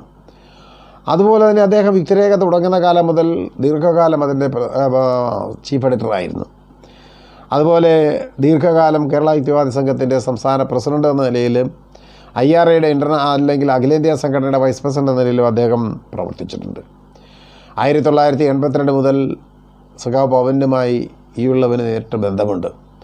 81 സംസ്ഥാന സമിതിയിൽ ചെല്ലുന്ന കാലം മുതൽ പിന്നീട് നിരവധി വർഷങ്ങൾ അദ്ദേഹം പ്രസിഡൻറ്റും ഞാൻ ജനറൽ സെക്രട്ടറിയുമായും, അദ്ദേഹം മാസികയുടെ ചീഫ് എഡിറ്ററും ഞാൻ മാനേജറുമായും ഒക്കെ ദീർഘകാലത്തെ ബന്ധം അദ്ദേഹവുമായിട്ട് എനിക്കുണ്ട്. അതുകൊണ്ട് തന്നെ സഖാവ് പവനനെ ഏറ്റവും അടുത്തറിയാവുന്ന ആളുകളിൽ ഒരാളാണ് ഞാനെന്ന് പറയുന്നതിൽ എനിക്ക് അഭിമാനവുമുണ്ട്. പവന് പലതുമാകാമായിരുന്നു. രാഷ്ട്രീയ പാർട്ടിയിൽ നിന്നിരുന്നുവെങ്കിൽ, അല്ലെ രാഷ്ട്രീയക്കാരുടെ മൂട് താങ്ങി നിന്നിരുന്നുവെങ്കിൽ അദ്ദേഹത്തിന് MLA മന്ത്രിയോ ഒക്കെ ആകാൻ അനായാസം സാധിക്കുമായിരുന്നു. പക്ഷേ അദ്ദേഹം പാർട്ടിയെക്കാളേറെ, പാർട്ടി ഒരു രാഷ്ട്രീയ രംഗത്തെ പ്രവർത്തനം എന്ന് പറയുമ്പോൾ അതിനേക്കാൾ പ്രധാനമാണ് സാംസ്കാരിക രംഗത്തെ ഇടപെടൽ എന്ന കാഴ്ചപ്പാട് ഉയർത്തിപ്പിടിച്ചുകൊണ്ട് സംഘടനാ രംഗത്ത് നിൽക്കുകയും അദ്ദേഹത്തിൻ്റെ രാഷ്ട്രീയമായ നേട്ടങ്ങളെല്ലാം ഉപേക്ഷിച്ചുകൊണ്ട് സാംസ്കാരിക രംഗത്ത് ഒരു സജീവമായ പ്രവർത്തകനായി മാറുകയും ചെയ്തു സഖാവ് പവനൻ എന്നാണ് അദ്ദേഹത്തിൻ്റെ ഏറ്റവും വലിയ പ്രത്യേകത. വ്യക്തിബന്ധങ്ങളിൽ വളരെ സുതാര്യത പാലിക്കുകയും ദാർശനികമായ നിലപാടുകളിൽ യാതൊരു വിട്ടുവീഴ്ച ചെയ്യാതിരിക്കുകയും ചെയ്തയാളായിരുന്നു പവനൻ. അദ്ദേഹത്തിന് ഫാസിസത്തെക്കുറിച്ച്, മതത്തെക്കുറിച്ച്, മാർക്സിസത്തെക്കുറിച്ചൊക്കെ വളരെ വിപുലമായ പഠനം, അടിസ്ഥാനപരമായ പഠനമുണ്ടായിരുന്ന ആൾ. അദ്ദേഹത്തിൻ്റെ കൃതികൾ വായിക്കുന്ന ഓരോരുത്തർക്കും മനസ്സിലാക്കാൻ കഴിയും അദ്ദേഹത്തിൻ്റെ ആ നിലപാടുകൾ. മാർസിയൻ സിദ്ധാന്തങ്ങളിൽ ആഴത്തിൽ പഠിത്തമുണ്ടായിരുന്ന, ആഴത്തിൽ അറിവുണ്ടായിരുന്ന അദ്ദേഹം മതത്തിനെതിരായ സമരത്തിൽ യാതൊരു വിട്ടുവീഴ്ചയും ചെയ്യാതിരുന്നത് വളരെ കൃത്യമായി മാർസിനെയും എംഗൽസിനെയും മാർസിയൻ പ്രത്യയശാസ്ത്രത്തിൻ്റെ കാഴ്ചപ്പാടിൽ വൈരുദ്ധ്യാധിഷ്ഠിത ഭൗതികവാദത്തിൻ്റെ കാഴ്ചപ്പാടിൽ നിന്നുകൊണ്ട് തന്നെയായിരുന്നു. അതുപോലെ ഇന്ത്യയിലെ രാഷ്ട്രീയ പാർട്ടികൾ നടത്തുന്ന വർഗീയ പ്രീണനം 2001 കോഴിക്കോട് സംസ്ഥാന സമ്മേളനത്തിൽ വെച്ച് അദ്ദേഹം വിടവാങ്ങൽ പ്രസംഗം നടത്തിയ വേളയിൽ ഇന്ത്യയിലെ ഇസ്ലാമിക തീവ്രവാദത്തിൻ്റെ ഭീകരതകളെക്കുറിച്ച് അതാരും കാണാതെ പോകുന്നു, ഹൈന്ദവ ഫാസിസത്തെ മാത്രമേ ഇന്ത്യയിലെ രാഷ്ട്രീയ പാർട്ടികൾ കാണുന്നുള്ളൂവെന്നും ഇസ്ലാമിക ക്രൈസ്തവ ഭീകരവാദങ്ങൾ അതുപോലെ തന്നെ അപകടകരമാണ് എന്നും പറഞ്ഞുകൊണ്ട് അദ്ദേഹം നടത്തിയ ആ പ്രസംഗം യഥാർത്ഥത്തിൽ പിന്നീട് അക്ഷരാർത്ഥത്തിൽ നാം നേരിട്ട് കാണുകയുണ്ടായി. മാറാട് കലാപങ്ങളിൽ മാത്രമല്ല, നിരവധിയായ IS-ൻ്റെയും അതുപോലെ തന്നെയുള്ള താലിബാൻ പ്രവർത്തനങ്ങളുമൊക്കെ തന്നെ ആഗോളതലത്തിലും കേരളത്തിൽ പോലും എത്തുമ്പോൾ അദ്ദേഹം എത്രമാത്രം ദീർഘദർശിയായിരുന്നു ഈ കാര്യത്തിൽ എന്നത് നാം തിരിച്ചറിയേണ്ടതുണ്ട്. അദ്ദേഹത്തിൻ്റെ അന്ത്യകാലത്തെ 3 വർഷത്തോളം അദ്ദേഹത്തിൻ്റെ ഓർമ്മകൾ മങ്ങിക്കൊണ്ടിരുന്ന കാലത്തും ആ രോഗങ്ങളെയൊക്കെ അതിജീവിച്ചുകൊണ്ട് അവഗണിച്ചുകൊണ്ട് അദ്ദേഹം വിസ്മൃതിയിൽ ജീവിക്കുകയാണ് ചെയ്തത്. അപ്പോഴും അദ്ദേഹത്തെ കാണുമ്പോൾ അദ്ദേഹത്തിൻ്റെ ആ ആത്മരോഷങ്ങൾ പ്രതികരണ ബോധം ഒരിക്കലും അദ്ദേഹത്തിന് നഷ്ടപ്പെട്ടിരുന്നില്ല. പവനെക്കുറിച്ച് ഓർക്കുമ്പോൾ മനസ്സിലാക്കേണ്ട ഒരു കാര്യം, ഒരുപക്ഷെ പൊതുസമൂഹത്തിന് മനസ്സിലാക്കാൻ കഴിഞ്ഞിട്ടില്ലാത്തൊരു കാര്യം, അദ്ദേഹത്തിന് അർഹതപ്പെട്ടതൊന്നും ലഭിച്ചില്ല എന്നാണ്. എന്നോട് പലപ്പോഴും അദ്ദേഹം പറഞ്ഞിട്ടുണ്ട്. മുഖ്യമന്ത്രിയായിരുന്ന കരുണാകരനും അതിനുശേഷം മുഖ്യമന്ത്രിയായ ഇടതുപക്ഷത്തെ ആളുകളും പല മന്ത്രിമാരും അദ്ദേഹത്തിന് പല വാഗ്ദാനങ്ങളും കൊടുത്തിരുന്നു. പക്ഷേ അവർക്ക് ആവശ്യപ്പെട്ട ഒരു കാര്യമേ ഉള്ളൂ, നിങ്ങളുടെ ഈ മതവിമർശനം, ഈ സഭയെയും സഭാധികാരങ്ങളെയും ഒക്കെ ഇത്ര കർക്കശമായ രീതിയിൽ ചോദ്യം ചെയ്യാതിരുന്നാൽ, ഒരിക്കൽ കരുണാകരൻ തന്നെ അദ്ദേഹത്തോട് നേരിട്ട് പറഞ്ഞതാണ്, നിങ്ങൾ ഇത്ര കർശനമായ നിലപാടെടുക്കാതിരുന്നാൽ നിങ്ങളെ കുറേ കാലം കൂടി ഞങ്ങളിങ്ങനെ നിലനിർത്താൻ കഴിയും എന്നൊക്കെ വളരെ കൃത്യമായ ഓഫറുകൾ അദ്ദേഹത്തിനുണ്ടായിരുന്നുവെങ്കിൽ അദ്ദേഹത്തിന് ആ ഓഫറുകളേക്കാൾ പ്രധാനം യുക്തിവാദമായിരുന്നു. യുക്തിവാദി പ്രസ്ഥാനമായിരുന്നു എന്ന കാര്യത്തിൽ അദ്ദേഹത്തിന് യാതൊരു സംശയവുമില്ല. കേരളത്തിൻ്റെ ജ്ഞാനോദയ മണ്ഡലത്തിൽ കേരളത്തിൽ നവോത്ഥാനത്തിൻ്റെ അലയൊലികൾ എത്തിയിട്ടുണ്ടെങ്കിൽ പോലും ആ നവോത്ഥാനത്തിൻ്റെ അടിസ്ഥാന പ്രമാണങ്ങളായിട്ടുള്ള ജ്ഞാനോദയത്തിൻ്റെ ഒരു പ്രതിഭാശാലിയായ ജ്ഞാനോദയത്തിൻ്റെ വക്താവ് മാത്രമല്ല, കേരളത്തിലെ ശക്തനായ ഒരു ചാർവാകനായിരുന്നു സഖാവ് പവനൻ എന്നും അദ്ദേഹത്തിൻ്റെ ഈ വേർപാട് അത് അനിവാര്യമായ വേർപാടാണ്. ആ വേർപാട് ഉണ്ടെങ്കിൽ പോലും അദ്ദേഹത്തിൻ്റെ സ്മരണകൾ അദ്ദേഹത്തിൻ്റെ കൃതികളിലൂടെ പ്രവൃത്തിപഥങ്ങളിലൂടെ കേരള യുക്തിവാദി സംഘം എക്കാലത്ത് ഉയർത്തിപ്പിടിക്കും. ആ സ്മരണകൾ, ആ മൃതിയിൽ ആ മൃതി ഒരു ആവേശമായി മൃതിയിലും അദ്ദേഹം ജീവിക്കുന്നു എന്ന് പറയാൻ ഞാൻ ഈ അവസരം ഉപയോഗിക്കുന്നു. നന്ദി. പവനൻ സാറിന്റെ പത്നിയായ പാർവതി പവനൻ സാറിനെ കുറിച്ചുള്ള ഓർമ്മകൾ നമ്മോട് പങ്കുവയ്ക്കുന്നു. മാറ്റുകയുണ്ട് നമുക്ക് യുക്തിവാദി പ്രസ്ഥാനത്തിന്. അത് പവനൻ സാർ ഉള്ളപ്പോഴാണ് തുടങ്ങിയത്. ഈ മൂപ്പർക്ക് വയ്യാണ്ടങ്ങനെ നല്ല ഓർമ്മകൾ തുടങ്ങിയ സമയത്താണ് കോഴിക്കോട് വെച്ചിട്ട് ഒരു യുക്തിവാദി സമ്മേളനം നടന്നു. സ്റ്റേജിൻ്റെ മുകളിൽ പവനൻ സാറുണ്ട്, ധനുവച്ചവർ സുകുമാരൻ രാജഗോപാലുണ്ടെന്നാണ് എൻ്റെ ഓർമ്മ. എല്ലാവരും ഇരിക്കുന്നുണ്ട്. അപ്പം സാറ് അവിടുന്ന് പറഞ്ഞു, ഞാൻ യുക്തിവാദി സംഘ പ്രസിഡൻ്റാണ്. ആ പ്രസിഡന്റ് സ്ഥാനം ഞാൻ ഇന്ന് ഇവിടെ വെച്ച് ഞാൻ രാജിവെക്കാൻ പോവുകയാണ്, രാജിക്കത്ത് ഞാൻ കൊടുക്കാൻ പോവുകയാണ്. അപ്പം എനിക്ക് ഇത് കൊണ്ടു നടത്താൻ പറ്റില്ല, എൻ്റെ ഓർമ്മ ശരിക്കും നിൽക്കുന്നില്ല, അതുകൊണ്ട് ഞാൻ ഇത് രാജിവെക്കാൻ പോവുകയാണ്. അത് പറയുമ്പോൾ സാറിന് ഗൽഗതം വന്നു. ഞാൻ രാജിവെക്കാം, കാരണം മൂപ്പരുടെ ഉള്ളിൽ മുഴുവൻ യുക്തിവാദിയാണ്. കാരണം ഗുരുവായൂർ അമ്പലത്തിൽ പോയിട്ട് അടികൊണ്ട് വന്നാണല്ലേ. അന്നും എന്താ ചെയ്തത്, ഗുരുവായൂർ പോയിട്ട് കൊടിമരം പൂശാൻ പോകുമ്പോൾ ഉള്ള ആൾക്കാരെ മുഴുവൻ പൊക്കോളാൻ പറഞ്ഞു, അവർ ഓടിപ്പൊയ്ക്കൊള്ളാൻ പറഞ്ഞു. എന്നിട്ട് ആ അടി മുഴുവൻ കൊണ്ടത് പവനൻ സാറിൻ്റെ മേലെയിരുന്നു. അതും ആനക്കോലുണ്ട് അടി കൊണ്ടത്, ഞാൻ മറക്കില്ല. എന്നിട്ട് അന്ന് മുൻ മുഖ്യമന്ത്രി അച്യുതമേനോൻ പോണ സമയത്ത് എന്നോട് പറഞ്ഞു, അച്യുതമേനോൻ സാറ് എന്നെ വേദി പവനെ പറഞ്ഞേക്കണ്ട, അവിടെ ഗൂണ്ടകളുടെ അവിടെ നിൽക്കുന്നുണ്ട് അടിക്കാൻ വേണ്ടിയിട്ട്, സ്വന്തം കൊടിമരം പൂച്ചതിന് എതിരായിട്ട്. അപ്പം അത് പറയുന്ന കുട്ടികൾക്ക് പാല് കൊടുക്കട്ടെ, അപ്പം അതാണ് മൂപ്പരുടെ ഇതുണ്ടായിരുന്നത്. പക്ഷെ ആ അടി മുഴുവൻ കൊണ്ടിട്ട് വന്നിട്ട് അപ്പോൾ ഞാൻ വയ്യാണ്ട് വന്നപ്പോൾ അങ്ങനെ കിടക്കും, പാട് കിടക്കുക. അപ്പോൾ എന്നോട് അച്യുതമ്മൻ എന്നോട് ചോദിച്ചു, പവന് തിരിച്ചു വന്നു. ഞാൻ പറഞ്ഞു വന്നു. എന്നിട്ടോ ഞാൻ പറഞ്ഞു മേല്. അപ്പം ഞാനൊന്ന് ചിരിച്ചിട്ട് പറഞ്ഞു മേല് മുഴുവൻ അടിയുടെ പാടുണ്ട്. അപ്പം എന്നോട് പറഞ്ഞു ചിരിക്കാനല്ല ഞാൻ പറഞ്ഞത്, പോയിട്ട് അന്ന് ഡോക്ടർ രാഹുലിനുണ്ട്, ഡോക്ടർ രാഹുലിനെ വിളിച്ചിട്ട് പറഞ്ഞിട്ട് എന്തെങ്കിലും മരുന്ന് കൊടുത്തിട്ട് സെഡേഷൻ ഇടാൻ പറയും, ഉറങ്ങട്ടെ ഉണ്ട്. എന്നിട്ട് കുറേ കഴിയുമ്പോൾ എന്നോട് ചോദിച്ചു, ശിവന സാർ എന്നോട് ചോദിച്ചു പവനിപ്പം എങ്ങനെ ഉണ്ട് ചോദിച്ചു. അങ്ങനെ ആദ്യമായിട്ട്. എന്നിട്ട് അന്ന് വൈകുന്നേരം നമ്മുടെ തേക്കിൻകാട് മൈതാനത്ത് ഉഗ്ര പ്രസംഗം അച്യുതമേനോൻ പ്രസംഗിച്ചു. യുക്തിവാദി പ്രസ്ഥാനത്തിന് അനുകൂലമായിട്ടും ഈ അടികൊണ്ടതിനെതിരായിട്ടും അമ്പലവാസികളുടെ അടുത്ത ചീത്ത പറഞ്ഞിട്ടും ഇങ്ങനെ ഒക്കെ അച്യുതമേനോൻ രോഷം കൊണ്ടത് ഞാൻ അന്ന് ആദ്യമായിട്ടാണ്. അത് തേക്കിൻകാട് മൈതാനത്ത് വെച്ചിട്ടാണ് മൂപ്പര് അതിശക്തമായിട്ട് നമ്മളെ അനുകൂലിച്ചിട്ട്. അങ്ങൊരു മൂപ്പര് യുക്തിവാദിയാണ്, പക്ഷെ അങ്ങനെ പബ്ലിക്കായിട്ടില്ല. പക്ഷെ അന്ന് കനത്തമായിട്ടുള്ള ഒരു യുക്തിവാദികൾക്ക് അടികൊണ്ടതിന് കനത്ത ഭാഷയിലെ മൂപ്പര് പ്രസംഗം തേക്കിൻകാട് മൈതാനത്ത്. ആശംസാ പ്രസംഗം നടത്തുന്നതിനായി കേരള യുക്തിവാദി സംഘം വൈസ് പ്രസിഡന്റ് ഇരിങ്ങൽ കൃഷ്ണൻ മാഷിനെ ക്ഷണിച്ചുകൊള്ളുന്നു. കേരളീയ പൊതുസമൂഹത്തിന് യുക്തിചിന്തയുടെ വെളിച്ചം പകർന്ന പവനൻ അന്തരിച്ചിട്ട് 14 വർഷം തികയുകയാണെന്ന്. നാം അദ്ദേഹത്തിന്റെ ഓർമ്മ പുതുക്കുവാനാണ് ഇന്ന് കൂടിച്ചേരുന്നത്. ആസേതു ഹിമാചലം സഞ്ചരിച്ച പവനൻ യുക്തിചിന്തയുടെ ഋതുകാലങ്ങളിലൂടെ മനസ്സിനെ പരുവപ്പെടുത്തി.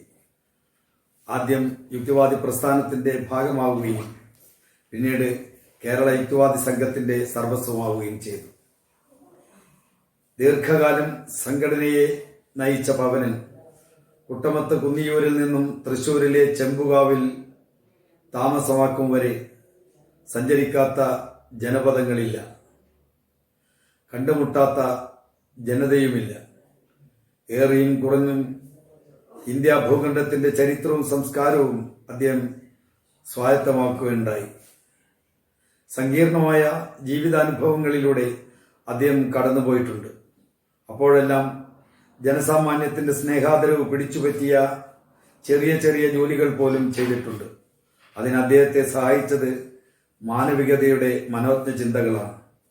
ഉത്തരേന്ത്യയിൽ പട്ടാള ജീവിതം നയിച്ചപ്പോഴും ദക്ഷിണേന്ത്യയിൽ നാനാ തൊഴിലുകളിൽ ഏർപ്പെട്ടപ്പോഴും യുക്തിചിന്തയുടെ ഭ്രമണപഥത്തിലൂടെയാണ് പവനൻ സഞ്ചരിച്ചത്. ഇടതുപക്ഷ സഹയാത്രികനായി രാഷ്ട്രീയ പ്രവർത്തനത്തിൽ ഏർപ്പെട്ടെങ്കിലും സ്വതന്ത്ര പത്രപ്രവർത്തകനായി ജീവിതം നയിക്കാനാണ് അദ്ദേഹം ഇഷ്ടപ്പെട്ടത്. ദേശാഭിമാനിയിലും കേരളഭൂഷണത്തിലും മനോരമയിലും അദ്ദേഹം പ്രവർത്തിച്ചിട്ടുണ്ട്.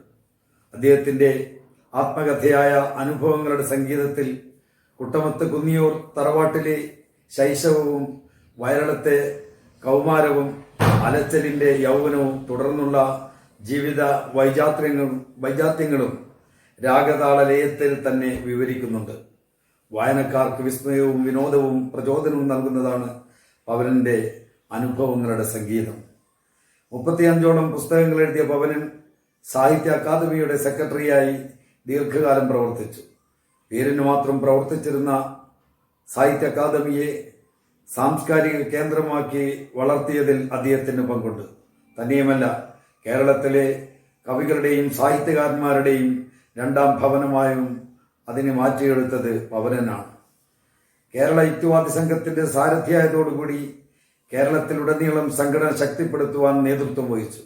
മാത്രവുമല്ല, യുക്തിരേഖയുടെ ചീഫ് എഡിറ്റർ സ്ഥാനം വഹിച്ച് മാസികയുടെ പ്രചാരണത്തിനു വേണ്ടി അഹോരാത്രം പ്രവർത്തിച്ചു. യുക്തിരേഖയുടെ മുഖപ്രസംഗങ്ങളും മാസാന്ത പരിപ്രേക്ഷ്യങ്ങളും കേരളീയ പൊതുസമൂഹത്തിന് ഉണർവ് നൽകിയത് സത്യമാണ്.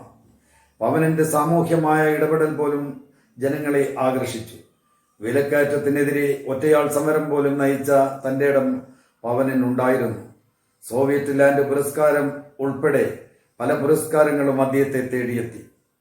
സംഘടനയുടെ തലപ്പത്തിരിക്കുമ്പോൾ അദ്ദേഹം അനുയായികൾക്ക് നൽകിയ ഒരു ഉപദേശമുണ്ട്: സംഘടന ധനാഗമന സ്ഥാപനമല്ല,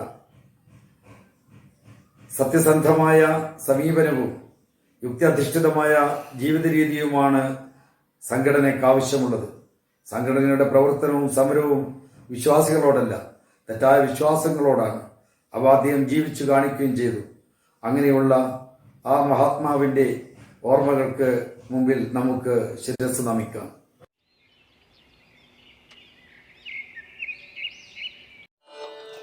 ഈരേഴു 14 ലോകങ്ങൾക്കും ഒരീശ്വരനുണ്ടോ?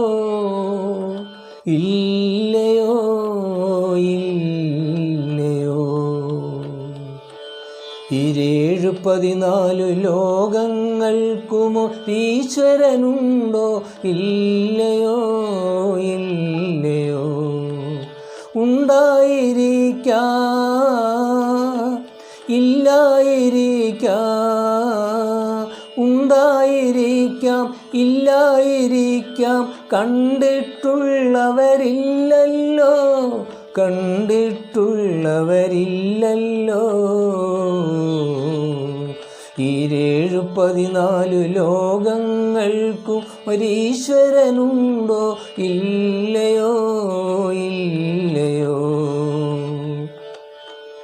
മാനം മീതെ മാണിക്യം കൊണ്ടൊരു മണിമാളികയുണ്ടോ?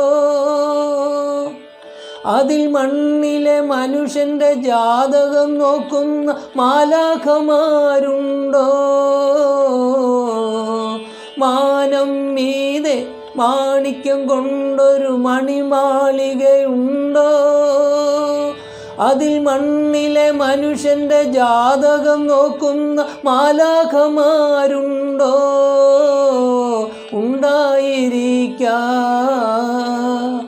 ഇല്ലായിരിക്കാം, കണ്ടിട്ടുള്ളവരില്ലല്ലോ കണ്ടിട്ടുള്ളവരില്ലല്ലോ. ഈരേഴു 14 ലോകങ്ങൾക്കും ഒരീശ്വരനുണ്ടോ? ഇല്ലയോ ഇല്ലയോ. മുത്തശ്ശിക്കഥയിലെ മരതകദ്വീപിതിൽ ചിത്രപതംഗങ്ങൾ പോലെ അറിവിൻ്റെ മുത്തുകൾ തേടിപ്പോയി വരും ആദിമമാനവ ഭാവനകൾ. കണ്ടുമയങ്ങിയ കാക്കപ്പൊന്നുകളല്ലോ മണ്ണിലെ ദൈവങ്ങൾ. മതങ്ങൾ കെട്ടി ഉയർത്തിയ കോട്ടയിൽ മരണമടഞ്ഞവരല്ലോ ദൈവങ്ങൾ.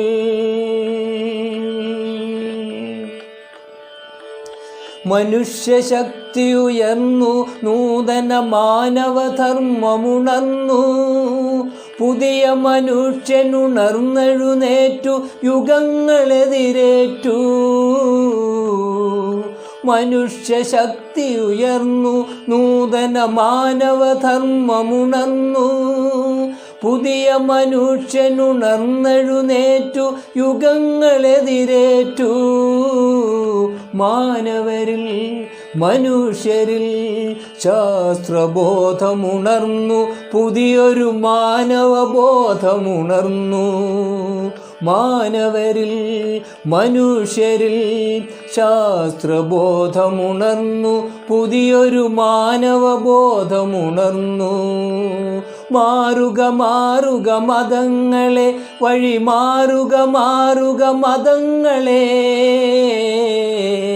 മാറുക മാറുക മതങ്ങളെ, വഴി മാറുക മാറുക മതങ്ങളെ. മാനവരിൽ മനുഷ്യരിൽ ശാസ്ത്രബോധമുണർന്നു, പുതിയൊരു മാനവബോധമുണർന്നു. മണ്ണിൽ സ്വർഗം പടുത്തുയർത്തും മനുഷ്യപുത്രരിതാ ഇതാ ഇതാ ഇതാ. കൃതജ്ഞത രേഖപ്പെടുത്തുന്നതിനായി കേരള യുക്തിവാദി സംഘം തൃശൂർ ജില്ലാ സെക്രട്ടറി പി ഉദയകുമാറിനെ ക്ഷണിക്കുന്നു. കേരള യുക്തിവാദി സംഘം സ്ഥാപക നേതാക്കളിൽ ഒരാളും സാമൂഹിക സാംസ്കാരിക രംഗത്ത് നിറസാന്നിധ്യവുമായിരുന്ന പവനൻ സാറിന്റെ 14ാം അനുസ്മരണ ദിനത്തോടനുബന്ധിച്ച് കേരള യുക്തിവാദി സംഘം സംഘടിപ്പിക്കുന്ന അനുസ്മരണ പരിപാടിയിൽ ഇന്ന് ഇവിടെ അധ്യക്ഷത വഹിച്ച സംസ്ഥാന പ്രസിഡന്റ് അഡ്വക്കേറ്റ് കെ അനിൽകുമാർ, സ്വാഗതം അർപ്പിച്ച ടി കെ ശക്തിധരൻ,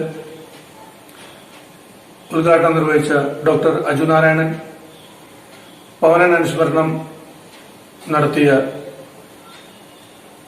കേരള യുക്തിവാദി സംഘം സംസ്ഥാന general secretary advocate Rajagopal Vakathanam, ആശംസകൾ സംസാരിച്ച ഇരിങ്ങൽ കൃഷ്ണൻ, കൈകളൊക്കെ ഉണ്ട്. പവനൻ സാറിന്റെ ഓർമ്മകൾ നമുക്ക് പറഞ്ഞു തന്ന അദ്ദേഹത്തിന്റെ സഹധർമ്മിണി പാർവതി പവനൻ എന്നിവർക്കും മറ്റ് യുക്തിവാദി സംഘടനയിലുള്ള എല്ലാവർക്കും കേരള യുക്തിവാദി സംഘത്തിന്റെ പേരിൽ കൃതജ്ഞത അറിയിച്ചുകൊള്ളുന്നു.